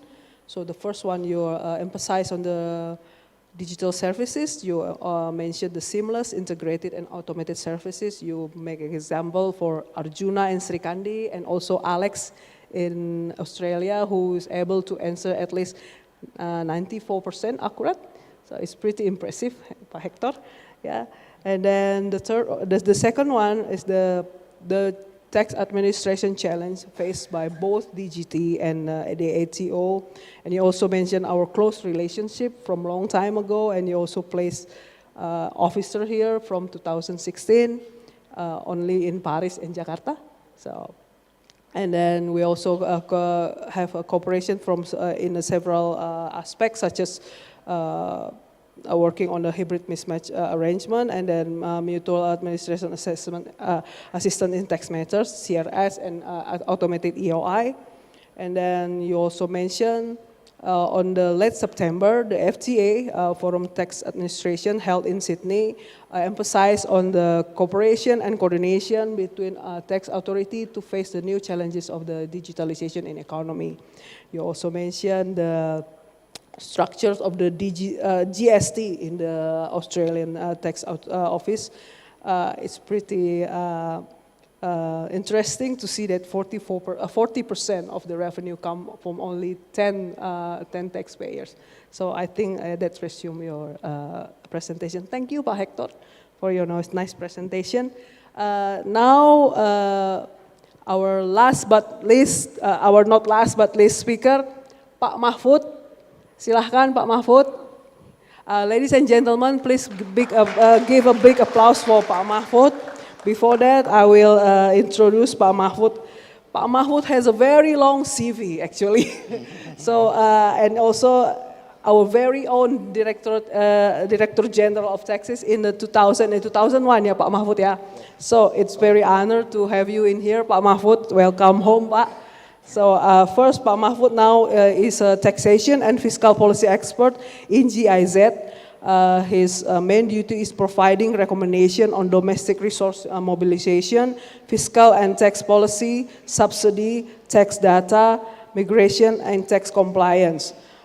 During his long career, Pak Mahfud has a considerable position in government posts, of course in the Ministry of Finance, in DGT, the Ministry of State-Owned Enterprise, and then ADB, and then Australia-Indonesia Partnership and Translation. It's a very long CV, Pak Mahfud, and also involved in the amendment of law for Indonesian Regional Representative, DPD RI.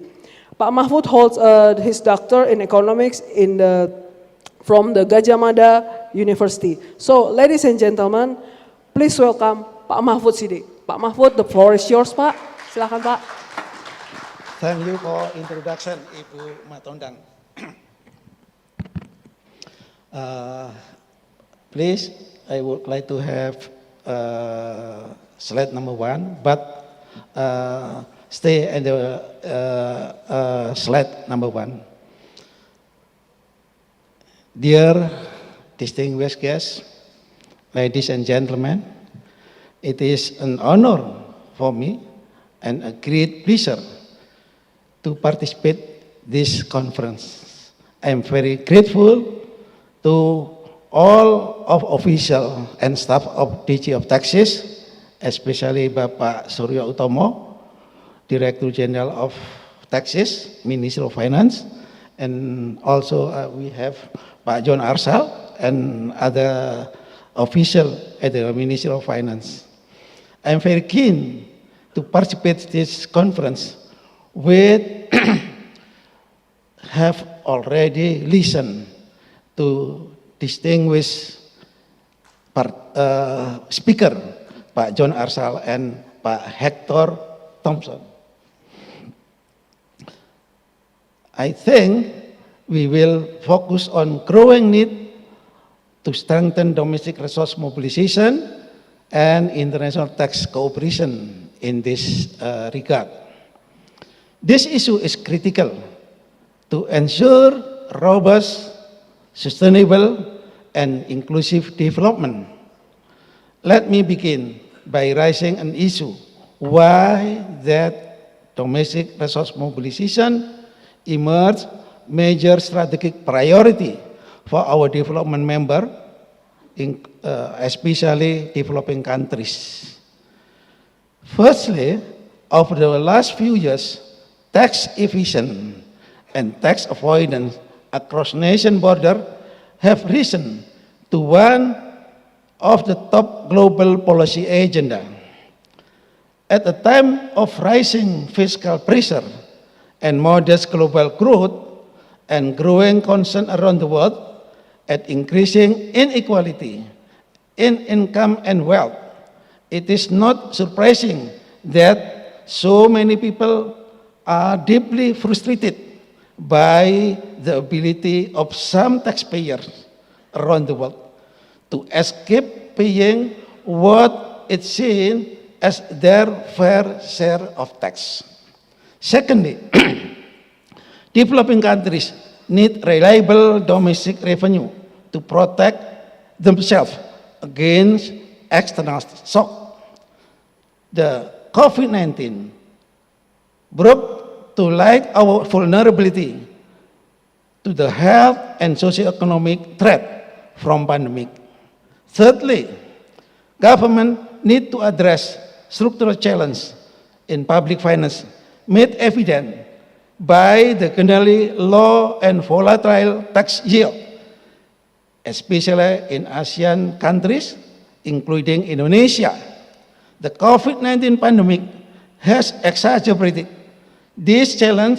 Our developing member countries in Asia are facing an anticipated increase in public debt, as well as shrinking tax revenue, which have worsened their fiscal balance. Fourthly, in the aftermath of pandemic, government will need to mobilize more and more revenue to to achieve their long-term development priorities. This revenue must increasingly come from domestic resource mobilization rather than reliance and on external financing that create unsustainable debt burden. More recently, the war between Russia and Ukraine is causing tremendous suffering, loss of life, population displacement, and destruction. It has also disrupted global economic conditions and undermined food and energy security. Among the many challenges this poses for policymakers, they now face even more difficulties, striking the delicate balance between supportive recovery and contained inflation. Many governments face challenges to strengthening domestic resource mobilization in order to meet these critical needs. They are also struggling to find the best timing and sequence to implement reform, especially in the area of taxation. Several advanced economies could still mobilize significant amount while limiting distortion and adverse effect on growth.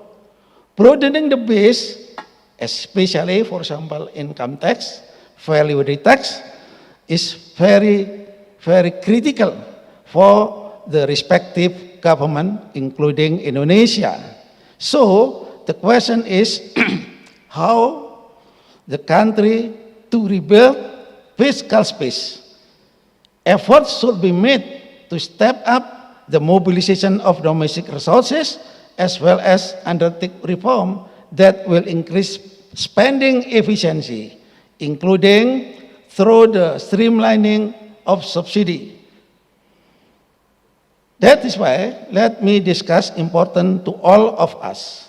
The key challenges are how can taxation best respond to mounting the spending need in developing countries and help bring down debt ratio in advanced economy, and how can equity concern to be balanced, especially in hard time, with efficiency that is needed to secure long-term growth. At the same time, the international community also need to prevent artificial shifting of business profit to low tax localization and tax efficient by high net worth individual, including in Indonesia. Indonesia is working closely together with OECD countries, World Bank, IMF, ADB, and other donors on this issue, what we call it BEPS project. Now let me deliver my presentation in brief, part of the BEPS project entitled Taxing the Digital Economy, addressing the challenge for a better tax administration and fair treatment for multinational enterprise. Please go to slide number 2.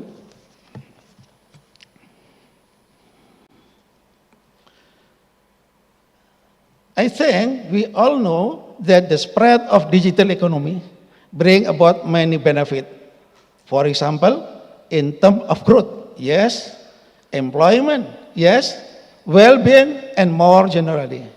At the same time, it gives rise to number of challenges for policymakers, including tax authorities.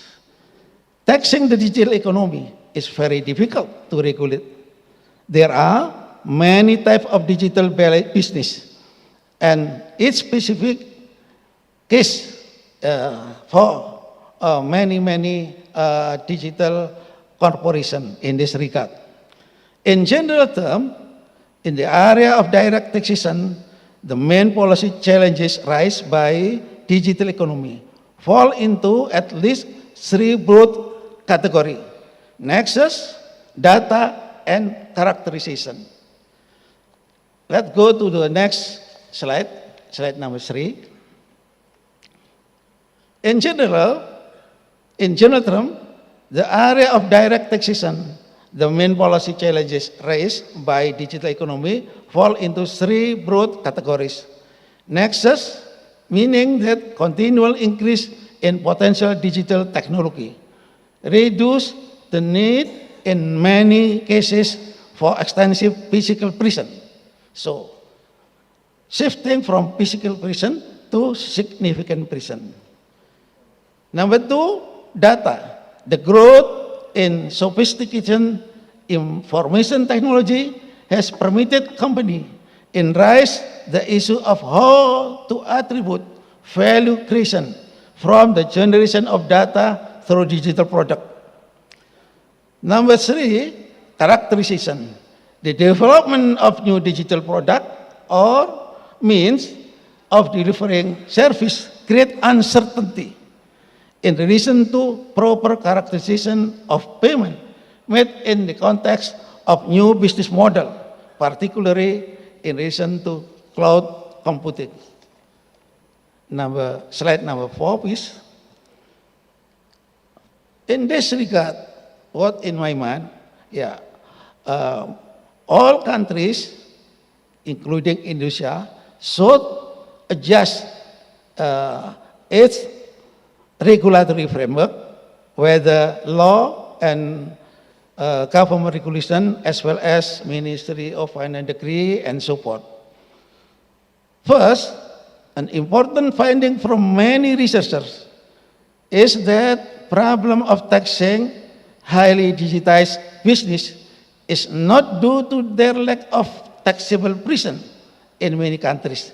It has often been said that the main problem digitization process is taxation in that company can operate in jurisdiction without a physical presence.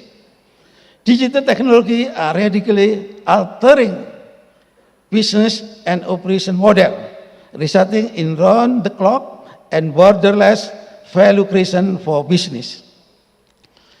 The tax-specific technology make it possible to anywhere mandate of the global digital economy with changing tax data flows, data analytical, data requirement, and so forth.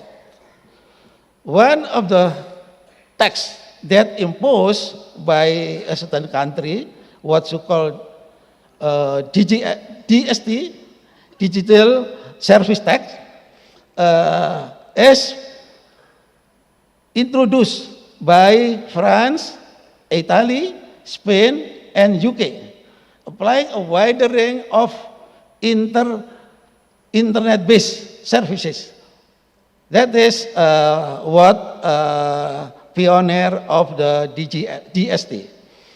The current negotiation at OECD through the inclusive framework of PEPs now focusing on also digital taxation. So that's very important thing that I believe that Indonesia also very active to participate OECD meeting and so forth, including adopting the OECD commitment in this regard. The BEP action consists of 15 action plan in this regard: digital economy, hybrid mismatch arrangement, control foreign company rule, limit-based erosion via interest deduction. Action 5, countering harmful tax practices. Action number 6, prevent treaty abuse. Action number 7, preventing the artificial avoidance of permanent establishment status. Action number 8, transfer pricing of intangible asset. Action number 8 to 10, assuring that transfer pricing outcomes are in line with value creation. And number 11, establish methodology to collect and analyze data on BEPS. Action number 12, disclosing aggressive tax planning arrangement. Action number 13, re-examine transfer pricing document. Action number 14, making dispute resolution mechanism more effective. Action number 15, establishing a multilateral instrument. Please move slide number 5, please. So, in this regard, what Indonesia should take action in responding digital economy? I think government of Indonesia in this regard, DG of Taxes, already very active in responding this kind of new phenomenon of the digital economy. Indonesia has elaborate strategic framework for tax modernization. Presidential Decree number 40 issued in year 2018 indicate that Indonesia very active in responding digital economy, what so-called PMSE. That is very, very appreciated by other countries. Very rare in the world, countries that introducing the digital economy in the area of taxation, especially by contracting tax avoidance or maybe tax evasion by giant digital multinational corporation. I don't mention which company that very active in making tax avoidance or tax evasion. Of course, that is the challenge for the countries like Indonesia. Please move slide number 6. Digital permanent establishment measure that introducing amendment to domestic nexus to accommodate concept of permanent establishment is supposed to be modified by what so-called significant economic reason. That also recommended by OECD in the area of commitment between member of OECD, what so-called known as pillar number 1 and pillar number 2. That is very important. Indonesia is supposed to be very active in this regard. Reflection of pillar number 2, for example, and tax incentive. Let me turn now to one crucial area where government can work together to improve domestic resource mobilization, the implementation of rules and policies under pillar number 2. That is how the country making effective tax rate or ETR and minimum tax rate for corporation. In this regard, we know that is known by global anti-base erosion. That is also introduced by many countries that in the OECD. Coordination introduction of pillar number 2 could lessen the stress of government to attract foreign direct investment. Under pillar number 2, multinational enterprise will pay corporate tax at least at a great minimum tax rate, even if profit are subject to lower tax rate in the country. That is maybe it's supposed to be Indonesia should make negotiation between respective countries, including multinational corporation. Let's go number 7. That is my concluding remark in this regard. Indonesia's success post COVID-19, rebuilding fiscal buffer and enhancing resilience and making the country very, very successful in managing public finance management. My concluding remarks Number 2 is digital economy remain a major challenge for tax authorities in emerging countries, including Indonesia. This is current international and unilateral effort to make collaboration between countries through multilateral commitment, including bilateral commitment that is supposed to be Indonesia should be active in this regard. Thirdly, technology merge with the economy, the rise of digital economy will create challenge for international taxation as well as domestic revenue mobilization now and in the future. As digital economy bring into new territory is fair taxation fiction or reality. So that is debate between countries that very keen to introduce the newly digital tax in this regard, but some other countries reluctant to implement this kind of policy. From perspective both government and multinational corporation, that is very important, especially for Indonesia, because we, Indonesia, still need investment, including foreign direct investment. How the country making good location to invest their capital. So that is balancing between making friendly in investment, but also they have to pay their tax obligation.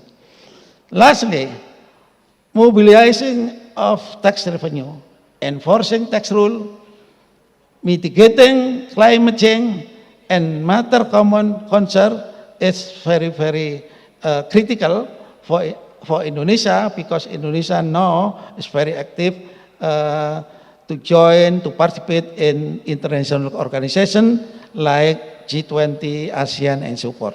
This is my concluding remark. Thank you very much.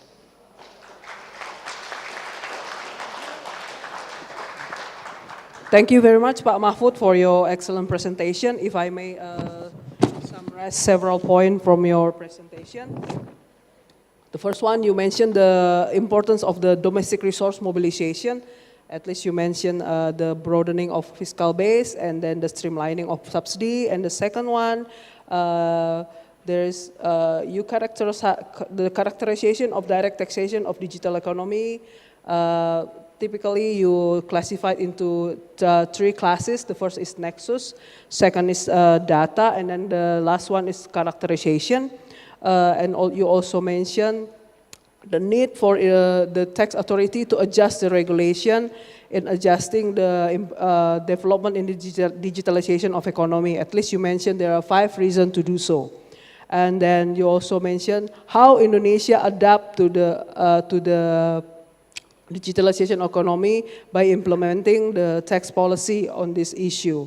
You also mentioned the significant economic presence and the permanent establishment issues, and you conclude by mentioning there is a need to be resilient to all tax authority in the public management in handling these issues, and then digital economy is still a challenge in the near future for the country, especially for the developing country, and then for that we need the multilateral cooperation to accommodate the issues. So, ladies and gentlemen, please once again I ask you to give big applause for our 3 presenters here. So, Pak Yon, Pak Hector, and Pak Mahfud. So we now come for the Q&A session. The Q&A session will be divided by 2 sessions. The first session, I will ask one of you one question, and then the last one, I will not be delaying anymore after the speaker answer my question. I will leave the speaker to the audience to So the first, I will start with Pak Yon. Pak Yon, in your presentation, you mentioned there are 5 pillars in the DGT reform. According to you, Pak Yon, out of those 5, which pillar is the most challenging in the process? Why do you think so? And then what measures does the DGT take to overcome the challenges? Thank you, Pak Yon. Thank you very much, Pelsa, for the very difficult question, actually. Practically, actually, in my opinion, that out of 5 baseline of reform, I think all of them has their own characteristic, uniqueness, and also challenging. So I think, in my opinion, there's no such kind of the most important one and the least important one. All of them are very important. So sometimes we usually take an analogy of doing kind of this current reform in our systems. If we say that the core tax system, while it means that changing or improving the business process and IT, what we call the core tax system, a kind of changing the old car into the new car, it means that we need also the driver, the one, right? Okay. In order to drive it very smoothly, we need also the capability. So it means that we need to change the organization as well as the people that will be driving the organization later on, and the one who will run the business process, and the one who read the data and analytics using this kind of the new data analytics that provided by the new systems. And at the same time, probably we need to also to introduce the new rules, because the new car probably they need some new rules, and they need also some challenges on that. You know that because a very fast car, they need the new rules on how to drive carefully while doing, while also exposing the very, the optimum level of the car itself. So we did the new rule of that. So I mean, again, I can say that every part of the reform process is very unique, and they have their own challenges. However, many of them are actually within our responsibility, but some of them are related to the external one. For example, when we talk about the core tax system itself, it's related to the budget, it's related to the procurement process, which is a very complex one, of course, a very complex one. Changing the 21 business process from what we have now into the new one is very challenging one. Of course, right? We need the data, we need the system itself. But at the same point also, some of them are really actually under our capacity. Like in a regulation, for example, some of them under our capacity and our authority to change. Whenever we need, it is necessary to improve the capacity, domestic resource mobilization, for example, in the future. So again, to answer the question, Elsa, there is nothing what we call the most important one, there's the least important one. We'll do it comprehensively all together.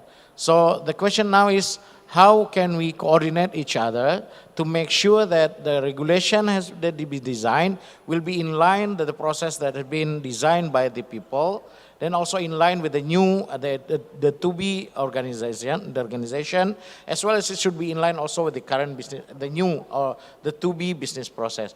So this is very important one. So that's why under the Director General Assistance order, we have designed 3 task force to do that.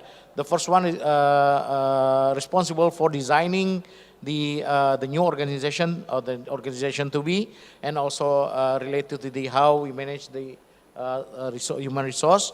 And the second task force is responsible for dealing with the core tax itself and also business process, human business process.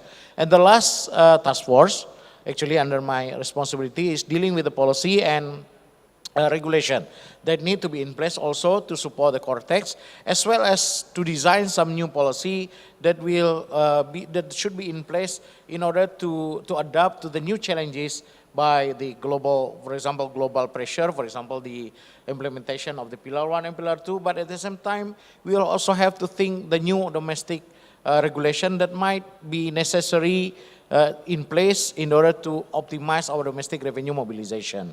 The regulation that probably they change how we treat the small and medium enterprises, for example, and how we are doing the withholding taxes, like the previous one, we introduced really how we do we did the introducing the taxation on the crypto, taxation on financial technology, as kind of the job that should be parallel done. So I think, again, it's a very important job for all of them.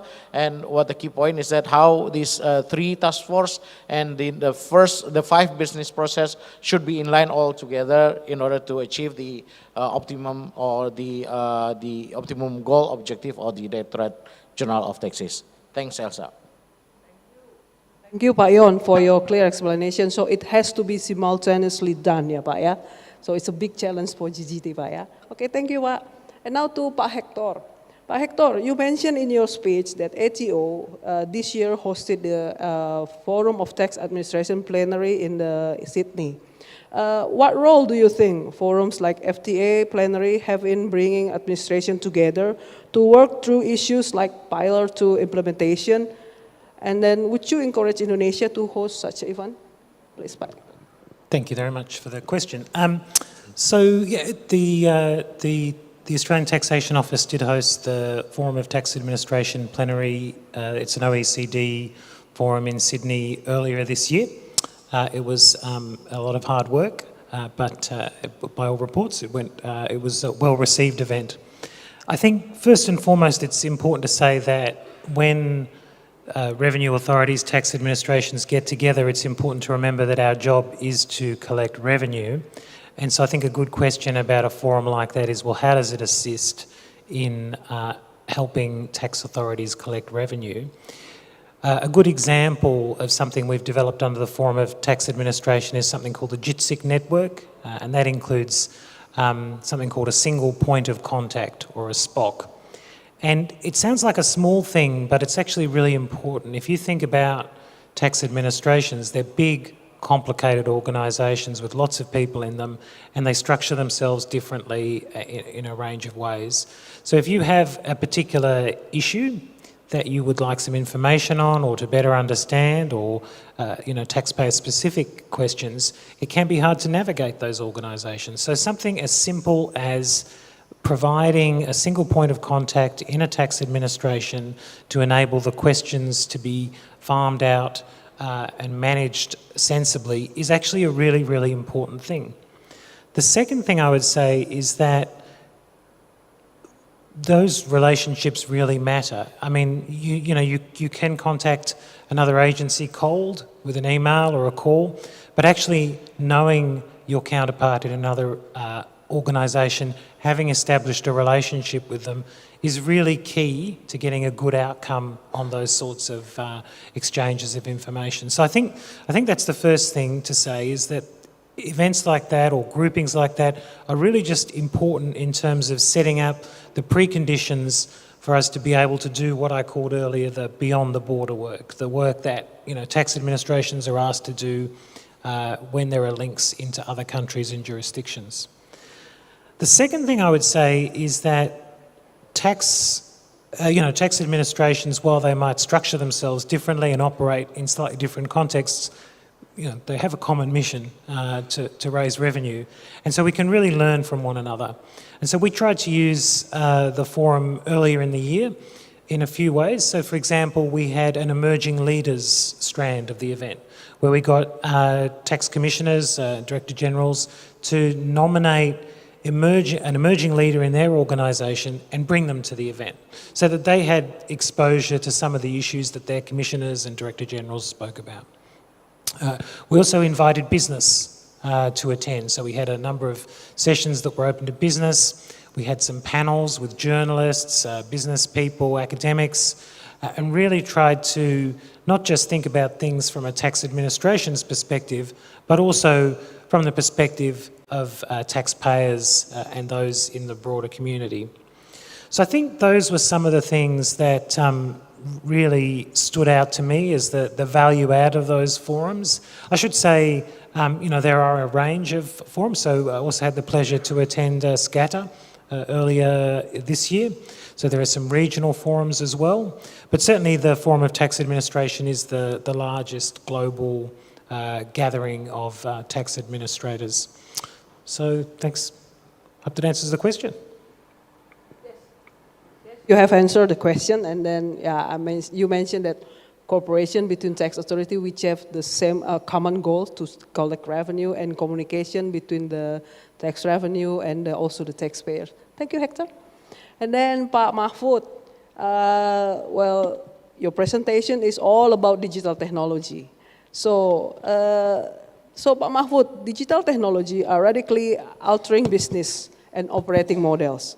So in your perspective, Pak, how do you think that tax authority worldwide should respond regarding the rapid development of digital economy without distorting the investment, especially in the developing country like Indonesia? Thank you, Pak. Yeah, thank you. It is very difficult, the tax authority, to manage the process, whether it's supposed to be short-term, perspective, medium, and long-term. That is supposed to be the country should make a clear decision in this regard, and also considering interagency collaboration between, for example, DG of Taxes, in this case Ministry of Finance, and respective technical ministries, including the agenda of, say, business environment.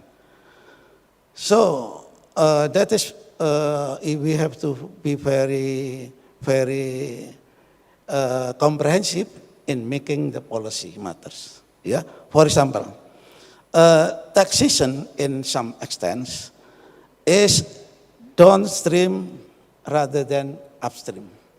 So the policy is supposed to be in the area of macroeconomic, macro concern, rather than only getting revenue mobilization, especially in the short term. So that is very important thing. Time frame is very important. We, Indonesia, compete with other countries, such as in the ASEAN countries. If I can make an example, why the Vietnam in the past, in the 20 years, in the past 20 years, 25 years, Vietnam is considered lag behind Indonesia. But currently, now, Vietnam is the country that considered number 10 in making export to the United States. Meaning that this country able to make competition between very, very strong countries like OECD countries and so forth. In the area of taxation, of course, we have to sacrifice, but in the short term, not in the long term. So how to make collaborative and comprehensive decision in this regard? So I think we, Indonesia, very, very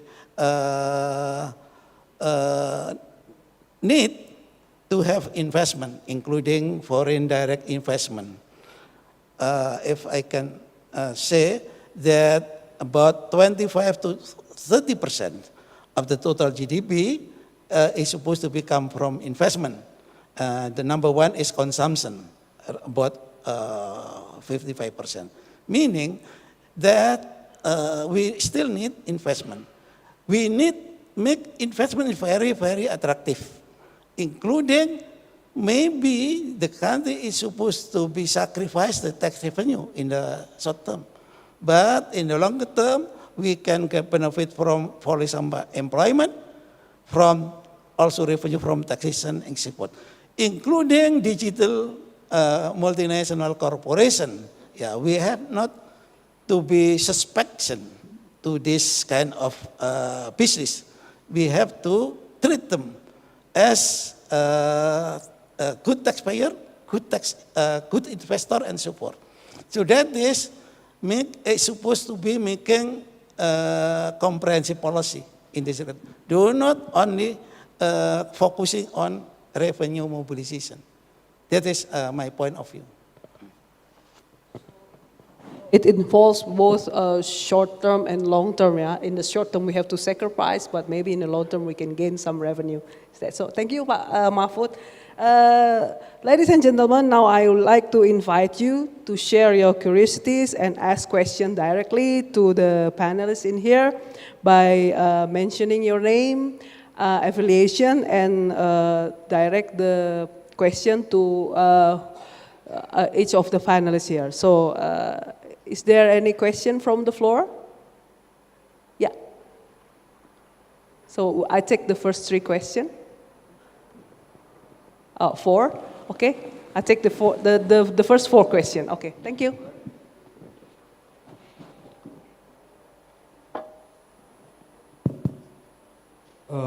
Good afternoon, Bu Elsa, Pak Yon, Pak Hector, and Pak Mahfud. My name is Igede Adonantanaga. I'm from State Finance Polytechnic, Pakistan. I want to ask question to Pak Yon, if I may.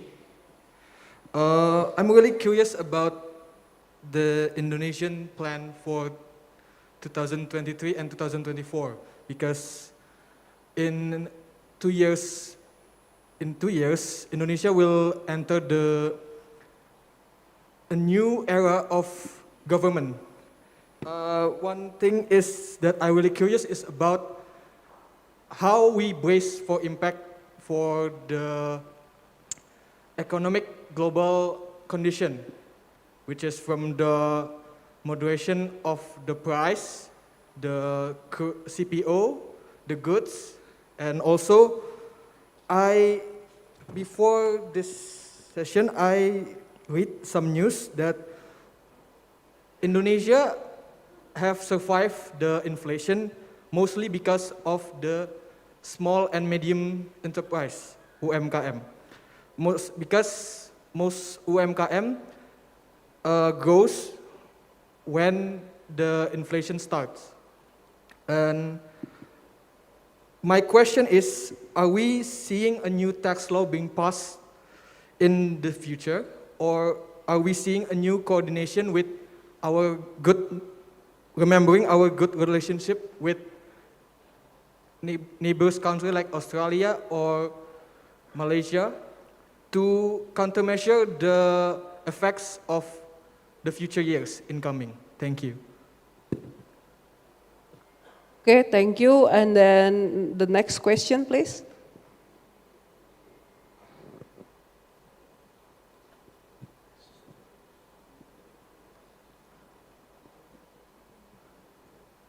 Selamat sore.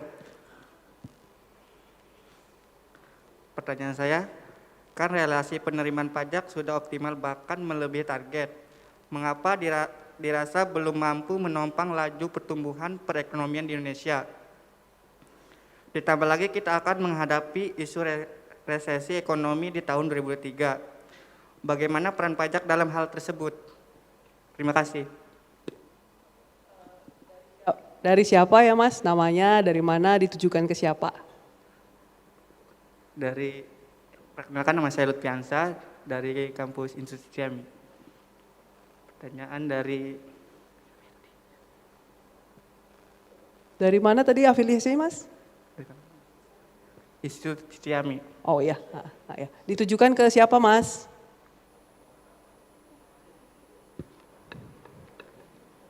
Pak Mahmud.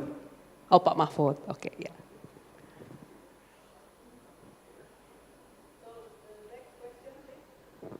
Yeah, please.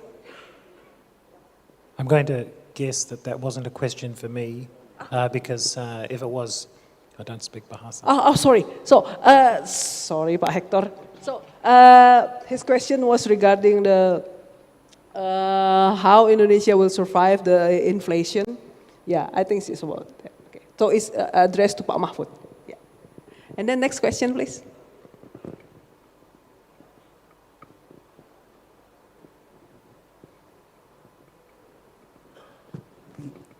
Cek. Thank you, Bu Elsa. Good afternoon, Mr. and all of you guys. let me introduce myself first. My name is Muhammad Insani. I'm from PKN STAN.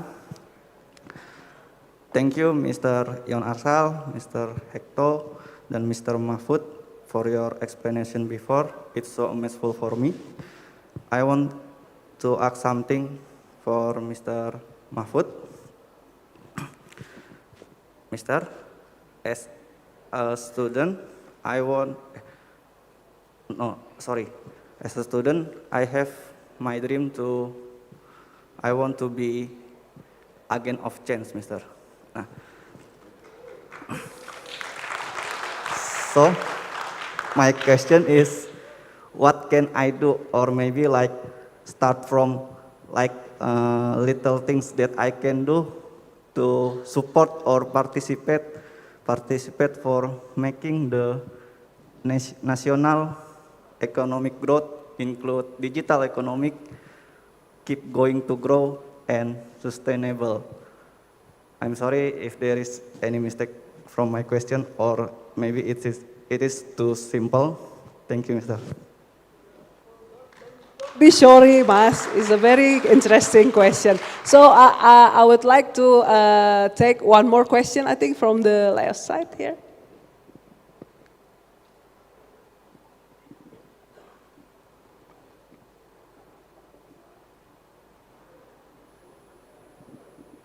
Thank you. Good afternoon, Pak Yon, Pak Mahfud, Mr. Hector, and Kak Elsa. I have one question for Mr. Hector. I think one of the famous cases in international taxation this year is about Rio Tinto in Australia. I think it's a big result for ATO. And would you like to share to us about the key elements of the success of the process in negotiation with Singapore or with company itself, or maybe other things that important in the process of the resolve this issue? Thank you.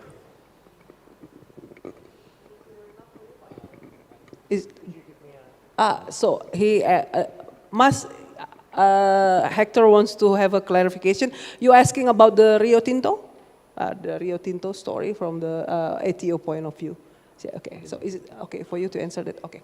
Then now we have Pak Yon to answer the questions, and then Pak Mahfud, and then Pak Hector. Okay, floor is yours, Pak Yon. So thank you very much, Mas Yudi from STAN. Yudi tadi ya. Okay, and then also I think it's also related to our colleague's question from Stiami. Actually, a kind of the question, if I may repeat, actually how we are, in the next year to come, it's not really easy year for us, 2023, 2024. Even the president said it must be a very tough year for us because many countries are now preparing for the worst actually because of recessions ahead and everything. So the question is how we should be ready for that. Actually, fortunately for Indonesia, like I mentioned in my early presentation, we have a very good signs of surviving so far. At least from the signal of the macroeconomics perspective, we still have very stable, even though it's not really high, but a stable growth rate. We can maintain the stable, relatively low inflation rate. And actually, the interest rate is not so high.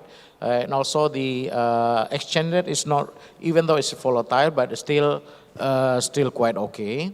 And even though currently we see that there are some outflow of the fund from the country, but still some money inflow.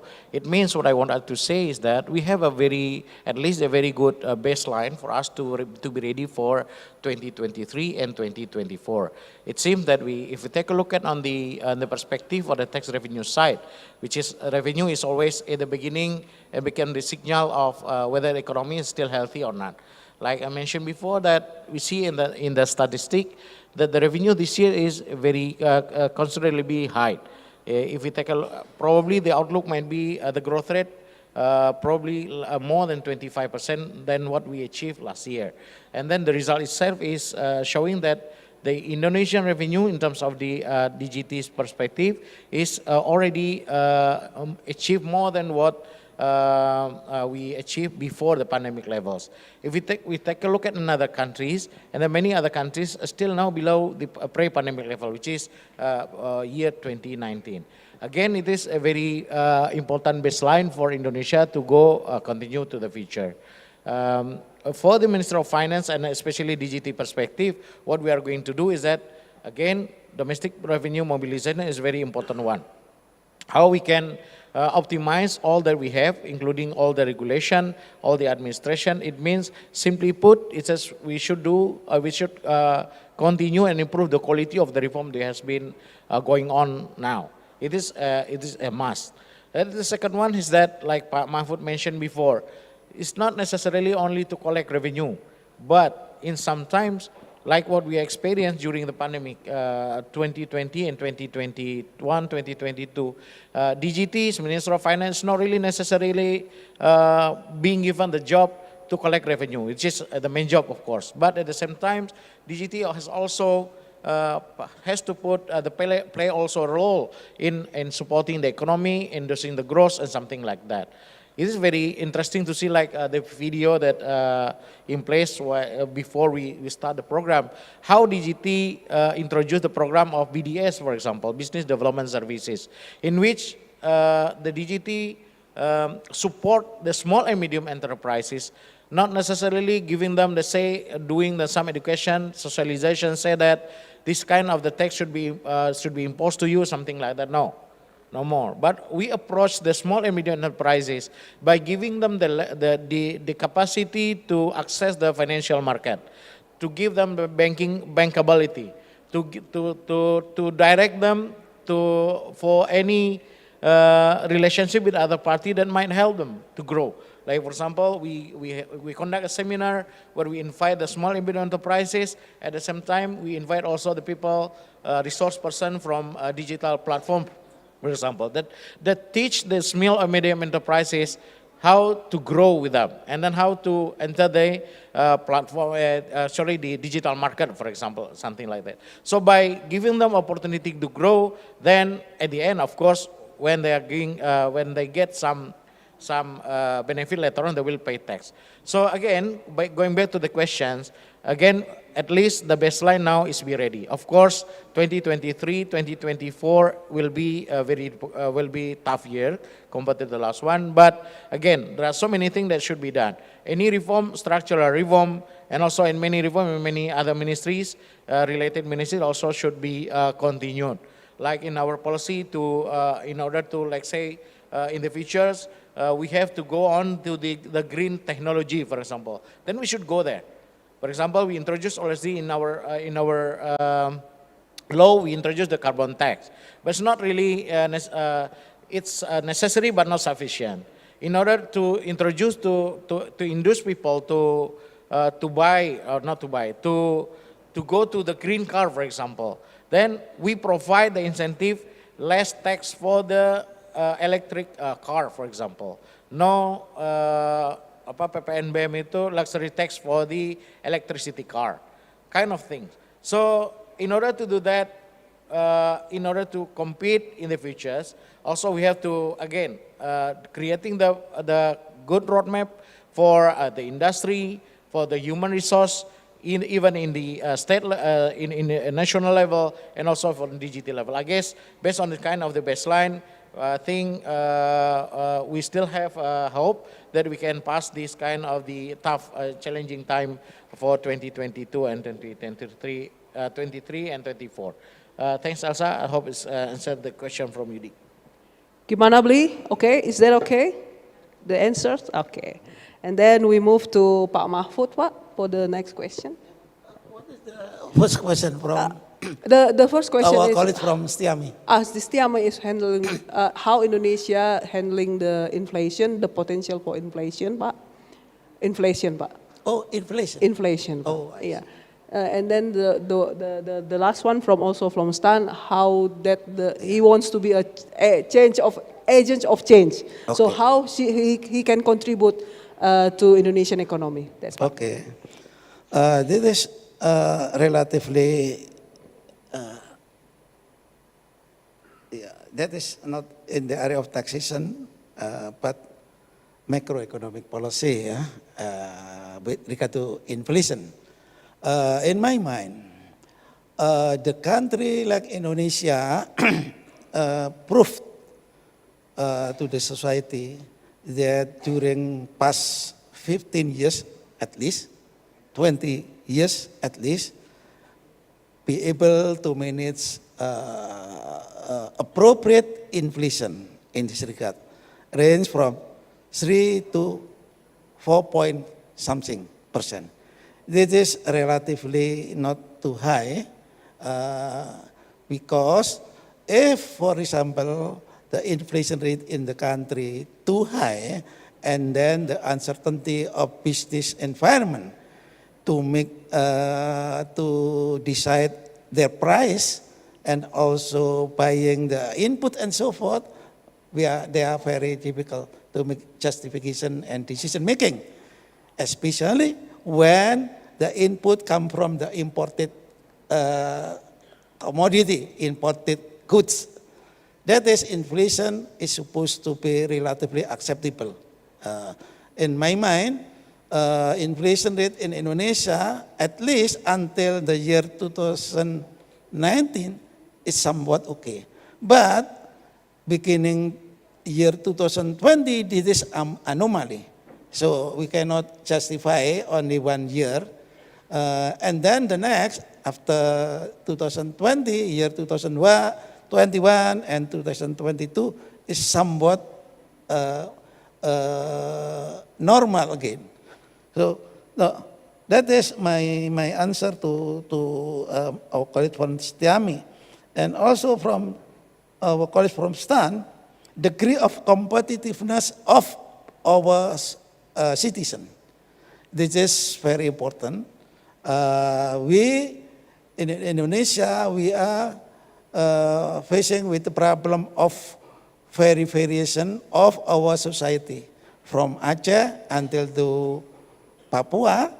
That is, you know, if we calculate using, for example, what's called IPM. So, for example, Java Island somewhat 78, and for example, Papua only 26 in a certain region and so forth. So the degree of equality is very important. So that is very important. The government interfere this kind of unfortunate region or unfortunate citizen in the circuit. How to make it happen? Of course, yeah, through what's called structural reform and also financial reform, including tax reform. That is composite policy is supposed to be made by the government. Of course, it cannot be happen in a short term. Basically, people are facing with very, very instant outcome, output and so forth. So it's supposed to be need at least in the middle range, in medium term, even in the long term. That is my point of view. Thank you. Thank you, Pak Mahfud, for your question. I hope your the answers is satisfy your question, our fellow from Stan. And also the last one is to Pak Hector. Silakan, Pak Hector. Thank you. So look, I think it's an interesting question, and it is around you know, some of the large announcements in the Australian context around particular cases. The first thing I would say is that the announcements themselves are interesting, and we see them as a really important aspect of transparency to the taxpayers and the community more general, which is why you see the announcements. The announcements, of course, don't tell you much about the health of your overall tax system. So one thing that we have invested in the last 5 to 10 years is something called a tax gap, because in fact, even in our large multinational market, most taxpayers comply, and most taxpayers get their tax right on lodgement. So I think the latest numbers we have are something like 92% of taxpayers in that market get it right on lodgement, and after compliance activity that goes up to 96%. Our aspiration in the long run is to get 96 at lodgement and 98%. But I think it's really important to say that, just to frame the issue, that most taxpayers do the right thing, get it right on lodgement. We are, in a sense, in Australia, corporate tax is very much in the public mind. It's a big priority for many Australian citizens that multinationals and corporates pay the right amount of tax. And so over a number of years now, the Australian government has resourced the Australian Taxation Office in order to enable them to invest significant time and effort where we think a taxpayer might not have returned the correct amount at lodgement.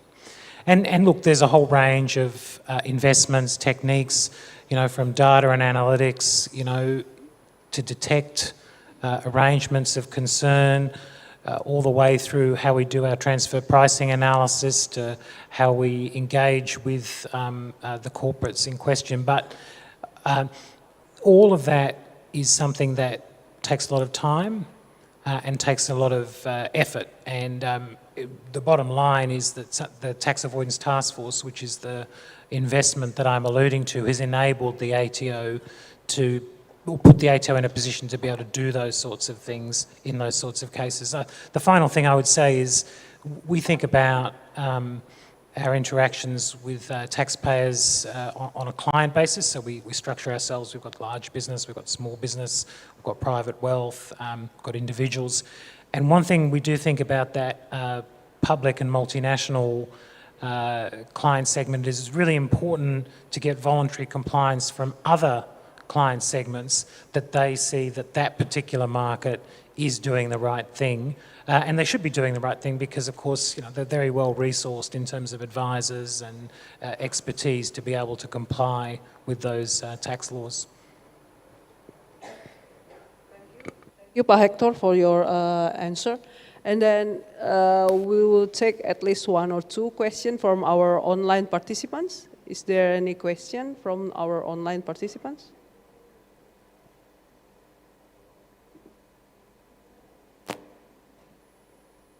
I see one raised hand, at least. Yeah, you may take your question directly to which speaker and then mention your name and affiliation.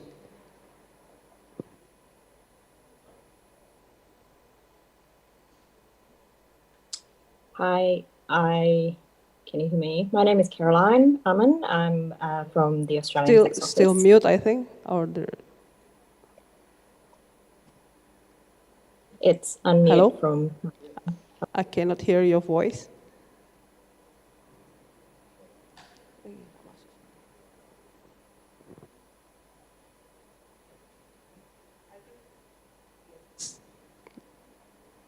Unmute, please.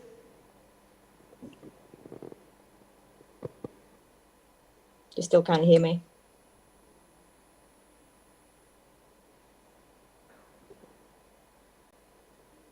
That's all right, then. Maybe I'll...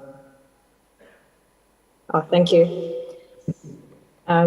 So my name is Caroline Aman. I'm from the Australian Tax Office.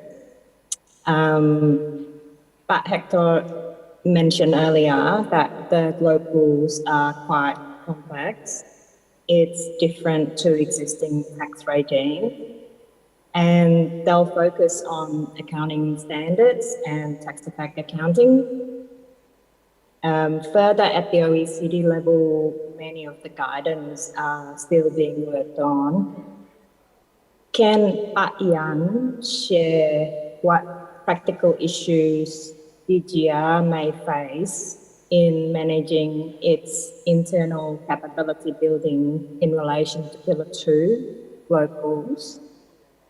And can Pak Hector share how Australia may assist in such capability building?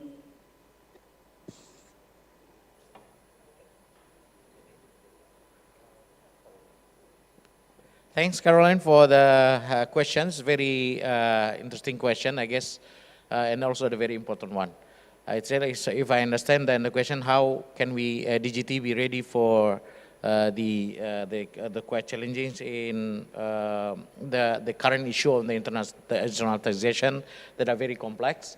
And I guess there are three ways that are currently been doing. The first one is, of course, we are designing for example, implementing the Pillar 1 and Pillar 2, we need the quite appropriate also domestic regulation in place. So in our current tax harmonization law, we have put in some of the regulation in the domestic law in order for us, the DGT, to be able to implement once the Pillar 2 and the Pillar 1 has been agreed, for example. So I think that the first one that we need to do is to have the regulation in place. The second one, in order to do the regulation very well, we need to increase our staff capability to do the current scheme of the international standard. It's very challenging, of course, and I guess we have done it quite a long time. We have done many trainings, and then like you said before, Caroline, that even in international OECD discussion lately, we still have they are still discussing on the area of let's say how to make the guidelines and on the implementation of the Pillar 1 and Pillar 2, for example. And I think my colleague from the Directorate of International Taxation has been quite active in during the discussion as well. So the proposal is not necessarily to attend the meeting, of course, but also to share some our thought and knowledge on experience, especially from the developing countries' perspective in that kind of the big discussion. So hopefully we can learn from the others, and also by actively involved in doing kind of the job of designing the guidelines, putting some many comments on that is also very important for us to develop the internal capability. This is a very important one. And in addition to the regulation and human resource, currently we're also have been doing the kind what we call a task force, yeah, Elsa, yeah. I think the task force itself, in order to standardize the procedures in dealing with the taxpayers, especially when we are facing the international taxation issues. The task force itself is quite successful, I guess, in order to spread out the knowledge and capacity of dealing with the transfer pricing issues in many regional offices. Like we know that Indonesia is very big. We have 34 regional offices, and previously the case of transfer pricing and international taxation has been mainly done by the large taxpayer office, regional office, and also the special regional offices. But now, by doing the task force, we have spread out the knowledge and capacity to all of the staff in 34 regional offices. Now we can see even the small KPP in small tax office also done some kind of job of transfer pricing. Like, you know, it's kind of the challenging in the future, and we must be ready for that. But again, there is one more important thing related to Pak Mahfud mentioned before that are very important also for Indonesian case, and I think for many developing countries in the world. Currently, we are still using the tax holiday, tax allowance as one of our instruments to attract the investment. We know that soon we will implementation of the Pillar 2 will coming soon, and then the global minimum tax 15% will be in place. Now, last month I attended the conference in Tokyo, and many people talk about how they be ready, what should be the developing countries do in order to still to be able to attract the investment. But given the current condition, probably the tax holiday and tax allowance and many kind of the approach may not be really effective anymore under the global consensus, under the Pillar 2 implementation. So kind of this one is very tough for us, also challenging. So in terms of the policy, we need probably, that's why probably we need some assistance also. I guess many developing countries need kind of the assistance and also discussion. not necessarily only assistance, but we need to discuss with many other countries in the world, especially also with the ATO, with our you have a representative in Indonesia. We need to share the experience and discussion. What should be Indonesia do once the Pillar 2, for example, has been implemented? What would happen to the current regime of tax incentive and tax allowance? There are plenty of the companies that are now enjoying the tax holiday scheme currently. And then once the Pillar 3 implemented, then the benefit of joining the tax holiday will not longer be there. At least now we give them the 100% discount of the tax rate. But now at least there will be some top up 15% in another country, in their home countries. Kind of the things we have done research internally, especially for what would be the impact of the tax holiday, tax allowance, and tax deduction, and super tax deduction, and many other incentives that will be given to the taxpayers, and what would the impact once the Pillar 2 has been implemented. But now, no, I think there's no countries in the world that have come to the exact conclusion, and at this point, Caroline, I think with Pak Hector here, and also I get Pak Glenn here, I guess we can have some more discussion on that issues, and because soon we will be implemented, probably next year, I guess, 2023 or maximum 2024. So we will still have 1 year to discuss with other countries, to learn from their perspective on how to deal with this problem in the future. So this is my response to your question, Caroline. Thank you.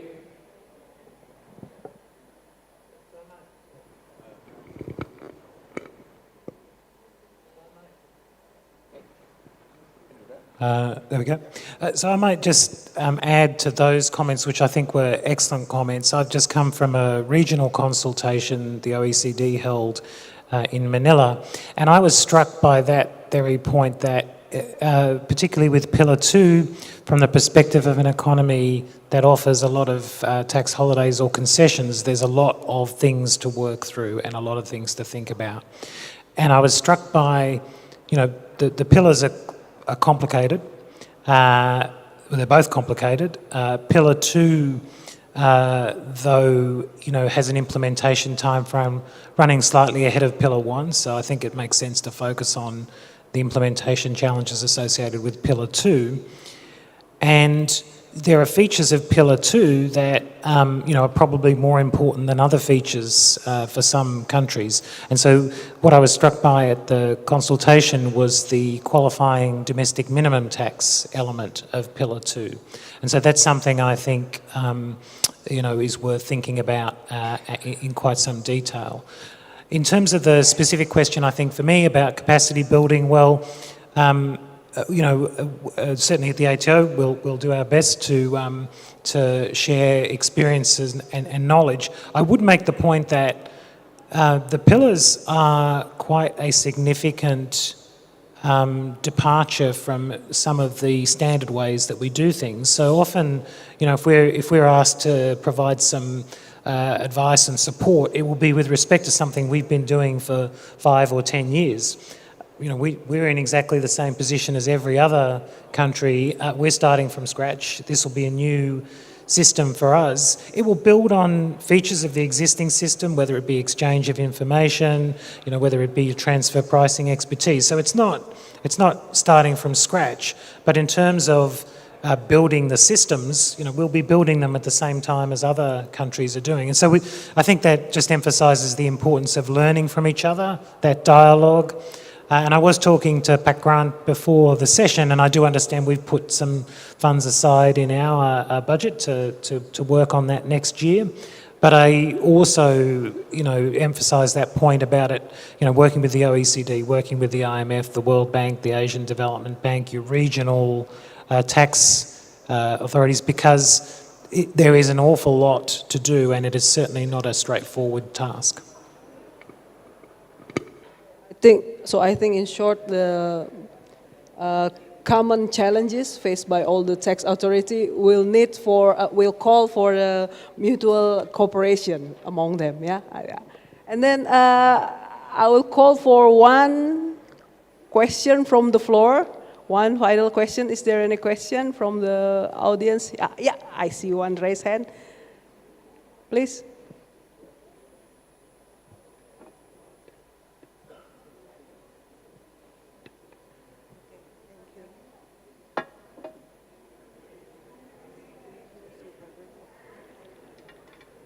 Okay. Okay, thank you Bu Elsa, Pak Yon, Pak Thompson, dan Pak Mahmud. Perkenalkan, saya Meni Susanti. I am one of reviewers of Santek and taxation lecturer and tax consultant. I would like to ask to Mr. Thompson, could you share please how Australia take office in rising and maintain tax ratio year to year? Yeah, maybe it's a simple question. And to Pak Mahmud, I would like to how your opinion about the Caldor reset. Caldor state that the developing country cannot exceed their state of underdevelopment unless they are able to raise 15% and above of their GDP as a tax revenue. Could you give your opinion about this, Pak Siddiq? Thank you. Terima kasih, Bu Elsa. Yeah, thank you, Bu Melia. About tax ratio, I suppose. Tax ratio, yeah, Bu Melia. Yeah, how the ATO deals to improve the tax ratio in the Australia. Okay, so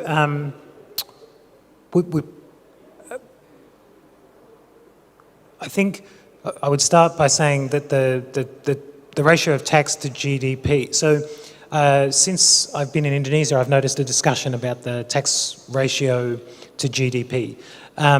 In Australia, because sort of relatively a mature economy, the tax ratio to GDP largely moves about not for reasons of ATO policy or tax collection efforts, but because of macroeconomic events. So just to give you a straightforward example, during COVID-19, the government provided significant stimulus measures, and obviously that put a lot of money in people's pockets, and so oddly enough, we collected a lot more tax because those payments were taxable.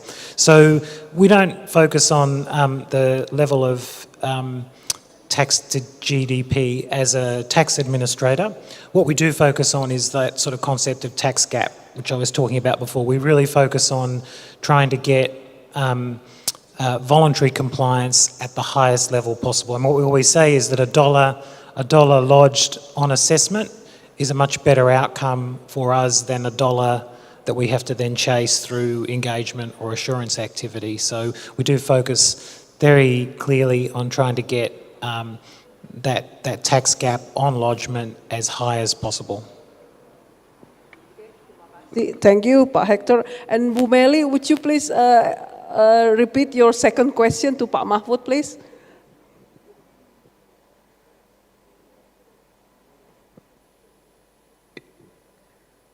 Okay. This. Okay.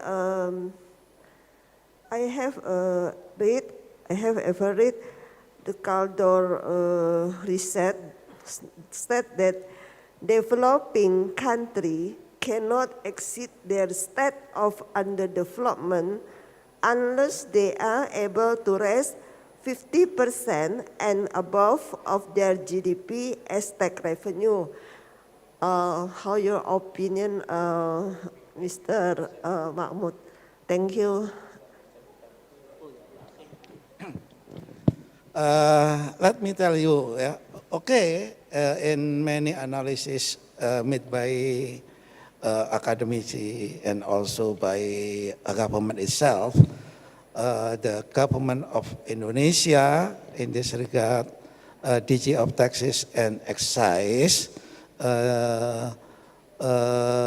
from time to time has not been achieved or its potential in collecting the money in the form of tax ratio, whether national or subnational combined or only national tax and excise. My point of view is that we have to also taking into consideration the spending, the spending. If the country need more and more spending to fulfill the demand for public goods and so forth, it's supposed to be they have more and more tax collection. If not, and then filling the gap is supposed to be from what so-called financing. Ideally, it's supposed to be tax ratio is supposed to increase. That is why the government of Indonesia, in this case, DG of taxes and so forth, from time to time, making a better policy in the area of taxation, better tax administration, and so forth. Comparing to other countries, especially the OECD countries, of course, Indonesia is less behind in this regard. But in my point of view, we have to compare from time to time also the reputation of Indonesia itself. Say, for example, how many percentage tax collection to GDP? If the ratio become better, the ratio become elastic, non-elastic, meaning that the total tax collection higher than GDP growth plus inflation plus population growth, meaning that there is an effort, extra effort of the DG of taxes. Of course, we have to push the government in collecting the money from taxation, but again, be careful on this regard, especially after the COVID-19, because some businesses has not been in position of recovery. That still need tax incentive and so forth. But other businesses is supposed to be imposed normally. That is a strategy of the DG of taxes and the government in order to make collecting money with minimizing of distortion. That is very important thing. Thank you. Pak Mahfud, and I think it will conclude our discussion. I still see many hands hanging in the air, but unfortunately we have a time limitation for this. So thank you, Pak Yon, Pak Hector, and Pak Mahfud for this fruitful discussion. And also I thank you for all the audience who asked the questions. And then as a conclusion, before we end our today's session, I would like to conclude our discussion by stating that after listening to many perspectives from all the speakers here, I believe that all tax authorities, including DGT, face the common challenges in dealing with the digitalization of the economy. Effort has been taken involving global discussion and enhancing cooperation among tax authorities. I believe that today's discussion will enlighten us in how DGT and other tax authorities from our neighboring country, ATO in here, maintaining the direction towards a fairer, equal and certain taxation system to accommodate the improvement, the development in the digitalization of taxation.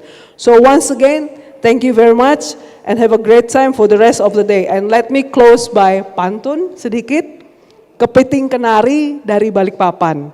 Kita jumpa lagi kapan-kapan. So I give the floor to the MC. Back to Rima and Reza.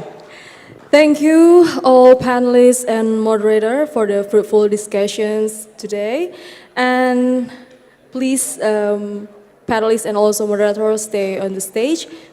Now we have the pleasure of inviting Bapak Nel Maldrinur as the Director of the Tax Dissemination Service and Public Relations, to give away the appreciation plaques to all panelists and moderator.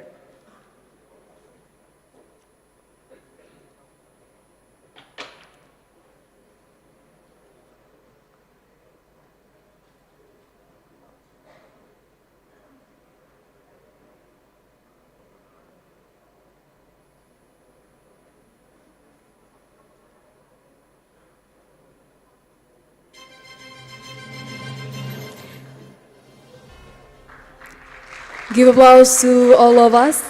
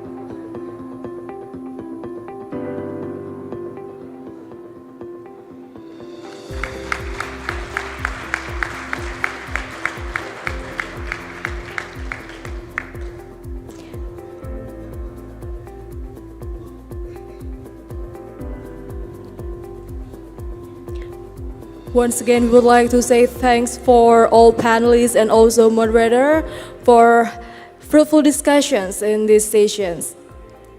And after this, all panelists, moderator, and Bapak Neil, please remain on the stage. And we want to next session, we would like to invite representative from ATO and GIZ, and also representative from Ministry of Home Affairs Republic of Indonesia, Ministry of Defense Republic of Indonesia, National Research and Innovation Agency Republic of Indonesia to go to the stage to have a photo session together.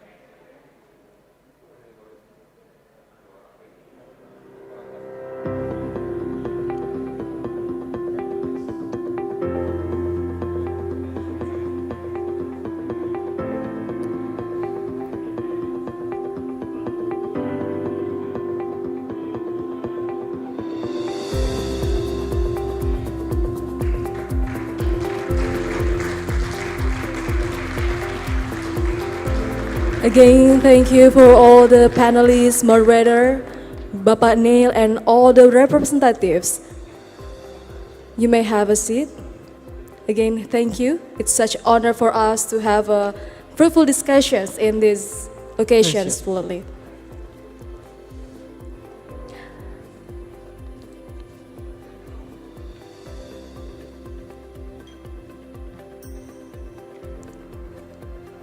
So before we are going to the awarding sessions, yes, distinguished guests, ladies and gentlemen, as what we informed before, at the end of the International Tax Conference today, we will announce the winner of taxation cover paper. But before going to the awarding session of the winner of taxation cover paper today, we proudly present a delightful singing performance by the DGT employees. yes, absolutely. We still have one performance, from the DGT employees before we hear the announcement, of the 4 best paper as the winner of the taxation call for paper 20 and 22.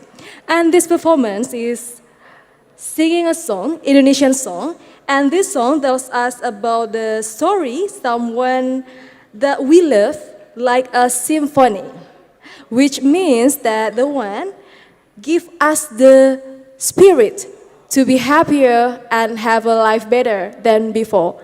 So absolutely, the song is very familiar for us. All audience may sing together. Yes. And this is performed by the DGT employees. Well, for the authors, absolutely don't be nervous, because after the performance there will be announcement sessions that we all will know who is the winner of the taxation call for paper. And the total paper submitted is coming from various background, not only from the DGT, from the Ministry of Finance, but also the other institutions that join the taxation call for paper. All right, Rima, maybe we can see together the singing performance by DGT performance, and all audience, please welcome Rasta Voice Simfoni yang Indah. Iya, nanti dinyalain dari sana.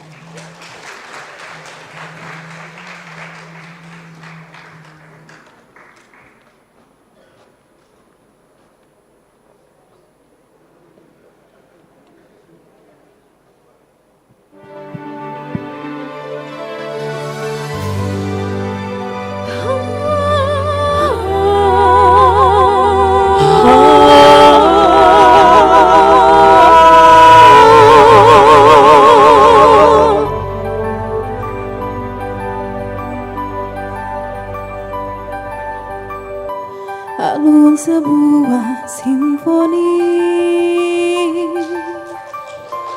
kata hati disadari, merasuk sukma kalbuku. Dalam hati ada satu, manis lembut bisikanmu, lirih suaramu, bagai pelita hidupku. Berkilauan bintang malam, semilir angin pun sejuk, seakan hidup mendatang dapat ku tempuh denganmu. Berpadunya dua insan, simfoni dan keindahan, melahirkan kedamaian, melahirkan kedamaian. Syair dan melodi, kau bagai aroma penghapus pilu, gelora di hati, bak mentari kau sejukkan hatiku. Burung-burung pun bernyanyi, bunga pun tersenyum, melihat kau hibur hatiku. Hatiku mekar kembali, terhibur simfoni, pasti hidupku kan bahagia.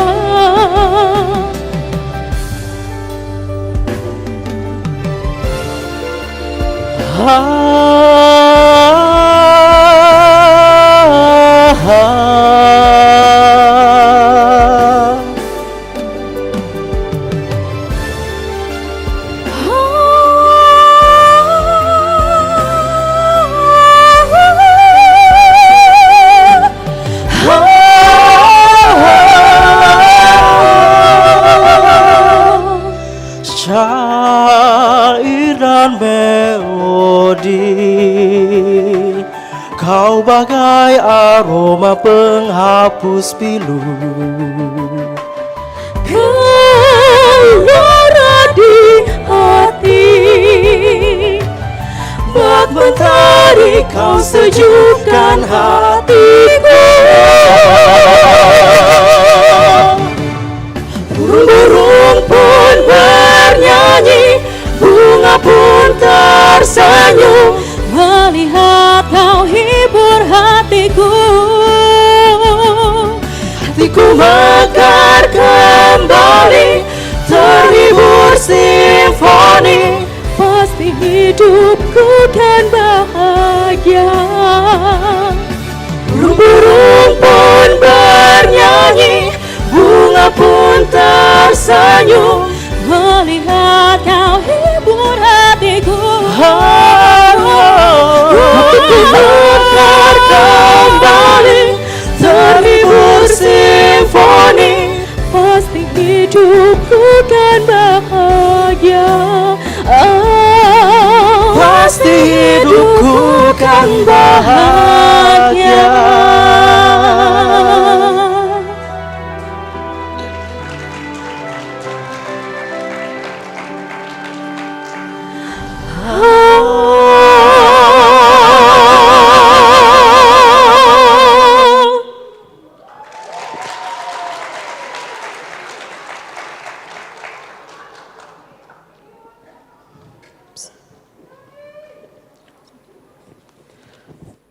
Well, distinguished guests, ladies and gentlemen, the next agenda, which is awaited by all participants of the taxation call for paper 20 and 22, is the announcement of the winner.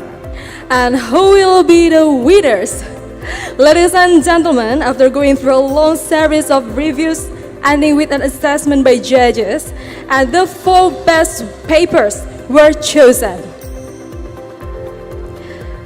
Distinguished ladies and gentlemen, here is the winner of the taxation call for paper 20 and 22.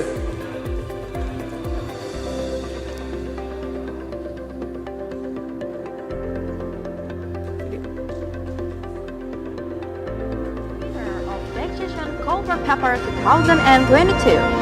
Review of the employee performance evaluation system at the Directorate General of Taxes, its effectiveness and employee satisfaction level. Ani Said Basalama and Heru Widyat Manti.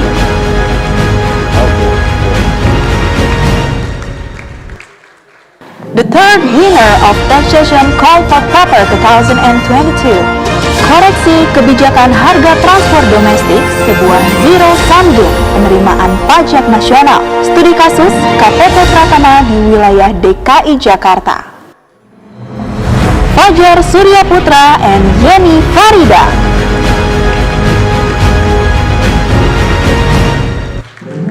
The second winner of taxation call for paper 2022. Does government effectiveness moderate the relationship between regulatory quality and tax complexity? A tale of 100 nations. Muhammad Dahlan.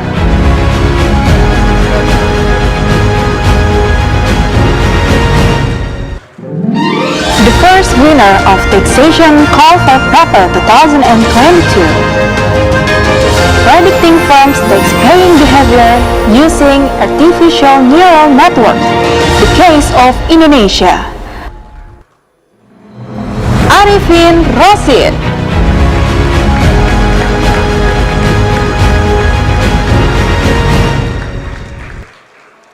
Congratulations to all the winners of taxation call for paper 20 and 22. And we would like to invite all the winners to the stage to accept the appreciation from DGT. For all the winners, please, you may go to stage to receive the appreciations from the DGT. And we would like to invite Bapak Ahmad Dahlan that join us by Zoom because he's now in the UK.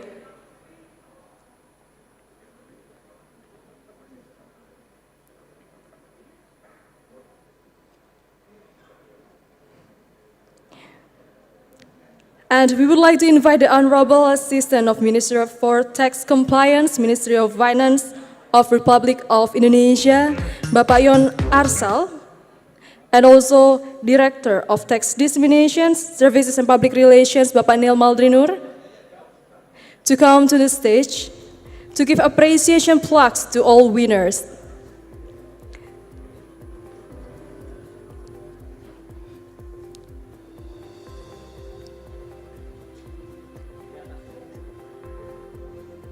So please, we invite all the winners, all the others for base papers, taxation call for paper, and also Bapak Yon, and also Bapak Neil Maldrin.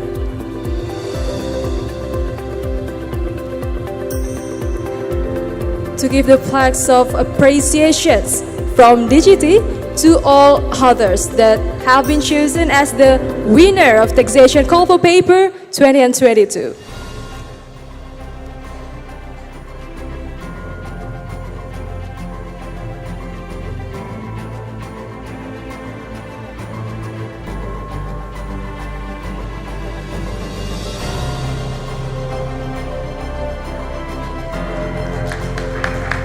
Again, please give a applause for all of us.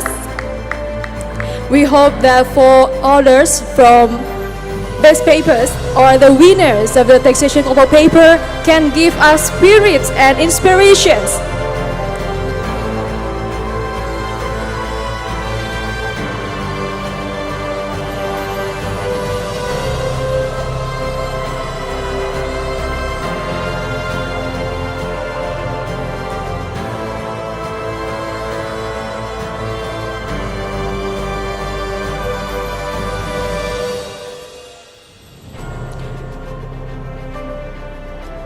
Congratulations for the second winner of the taxation call for paper.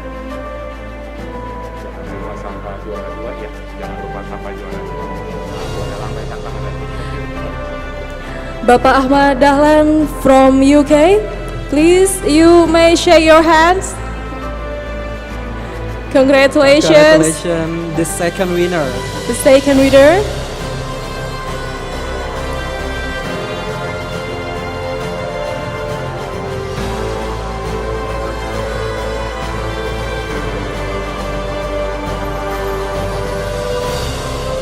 Please, Bapak Yon and Bapak Neil, you may give virtually. Please, Bapak Ahmad Dahlan, you.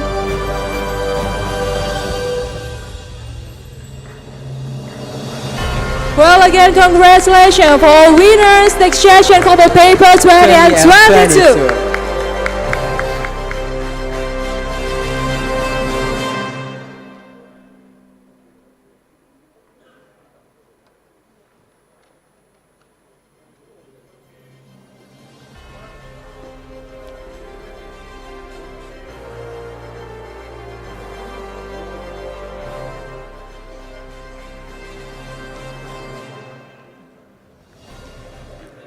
Thank you for all winners. And once again, congratulations to all the winners.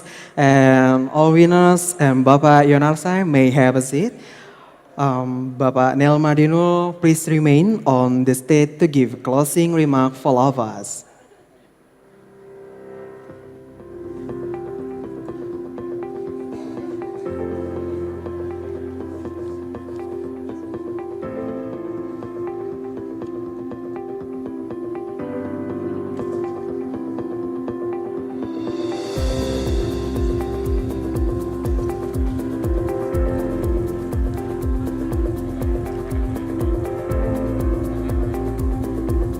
Cek.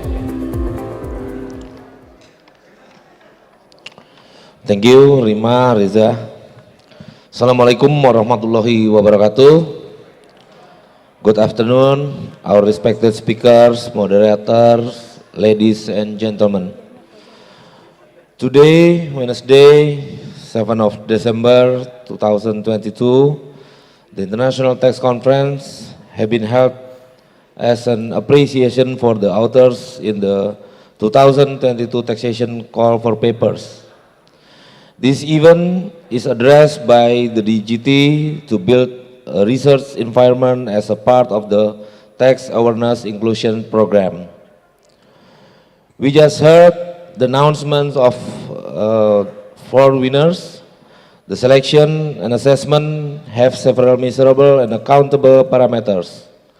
Based on the accumulated assessment of these various aspects, we have obtained the 4 best papers as follows.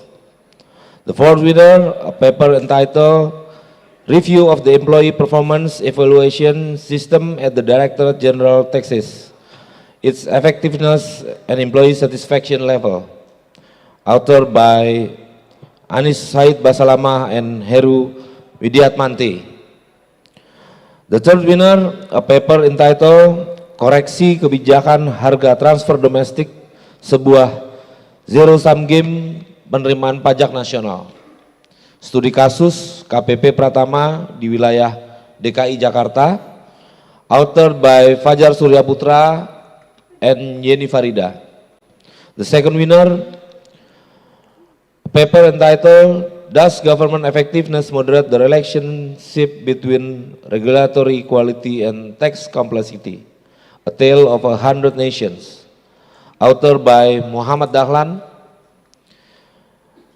And the 1st winner, a paper entitled Predicting Firms' Taxpaying Behaviors Using Artificial Neural Networks, The Case of Indonesia, authored by Arifin Rosid. Please big applause for the 4 best.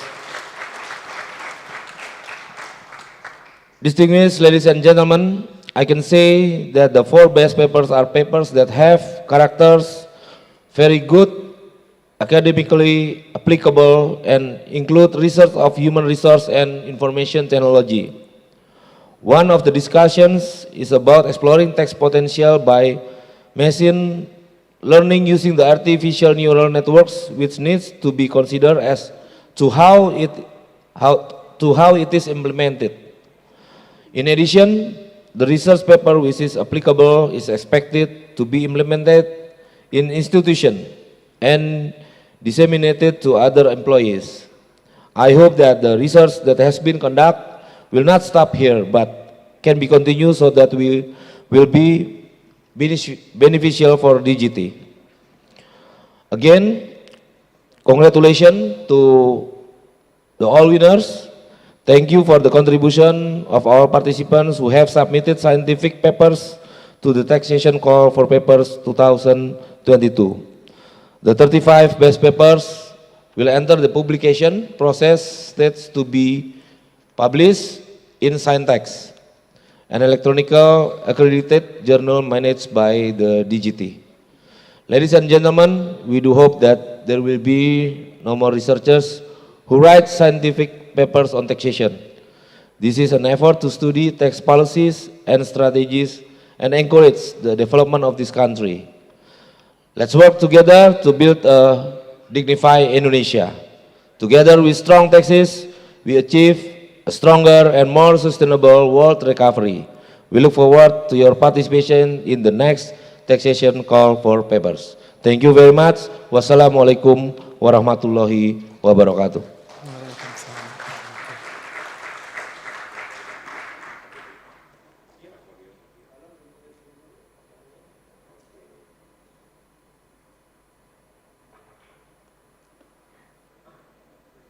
Thank you, Bapak Neil Maldrinur, for the closing remarks. Distinguished guests, ladies and gentlemen, now we are at the end of the event today. On behalf of the Directorate General of Taxes, we thank all participants and who attend this event today. We do apologize if there are things that are less pleasing during the event.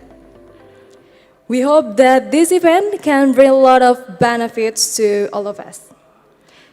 See you on the next taxation cover paper and conference in 2024. Wassalamualaikum warahmatullahi wabarakatuh. Pajak kuat, Indonesia maju.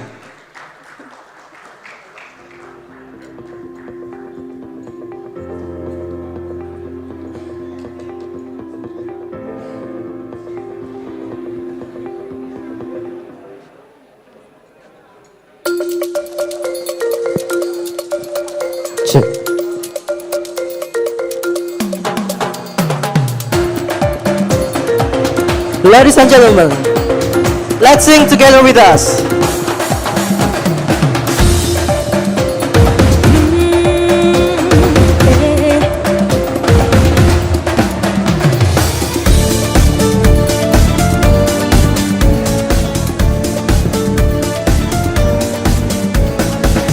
Begitu banyak yang ada di benak menanti terkuat, ingin mengungkapkan dan mencurahkan berbagai rasa dan kesan tentang kehidupan. Begitu syarat yang ada di benak menunggu tersirat. Ada segala cara dan berbagai jalan untuk mewujudkan hasrat di hati, hayalan ke dalam cipta dan seni. Mari berkarya dalam puisi dan lagu, musik dan tari. Layar perak, panggung gerak adalah tempat kita, insan dunia. Ekspresikan diri. Hey.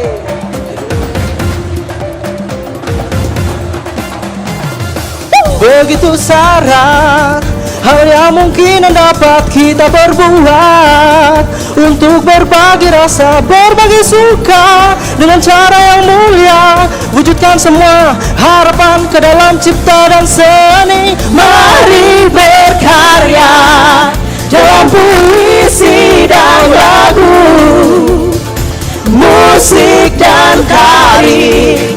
Layar perak, panggung gerak adalah tempat kita, insan dunia. Ekspresikan diri.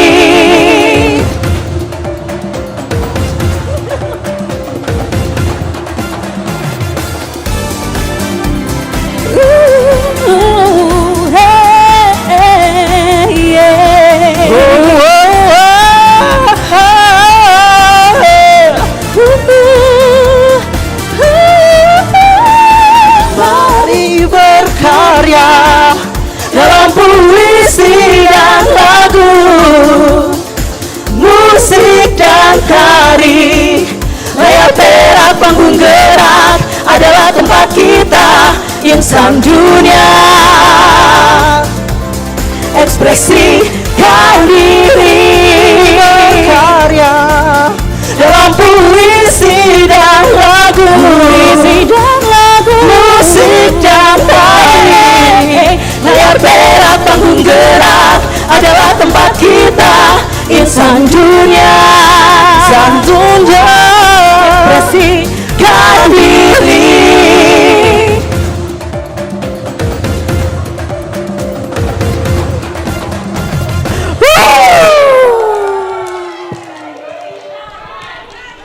Lagu apa dong?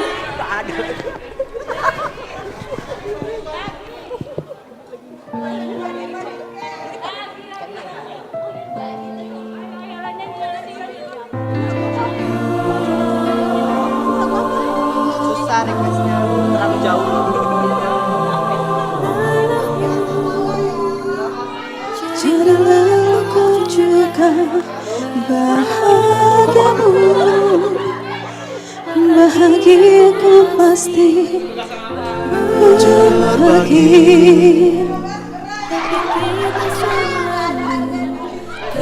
Kecuali dia akan jatuh hati kali ini. Hampir harus dayaku membuktikan padamu ada cinta yang nyata, setia dan setiap hari. Tak tega kau akan sendiri, meski seringkali kau malah asik sendiri. Karena kau lihat mereka dan malaikat tak bersayang, tak cemerlang, lalu tawar. Namun kasih ini silakan kau adu. mereka juga tahu siapa yang jadi juaranya.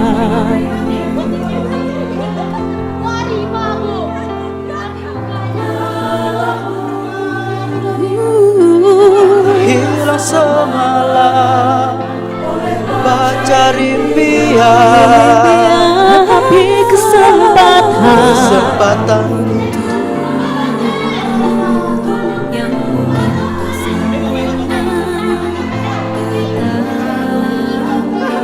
Sang Dewi, Sang Dewi, Sang Dewi.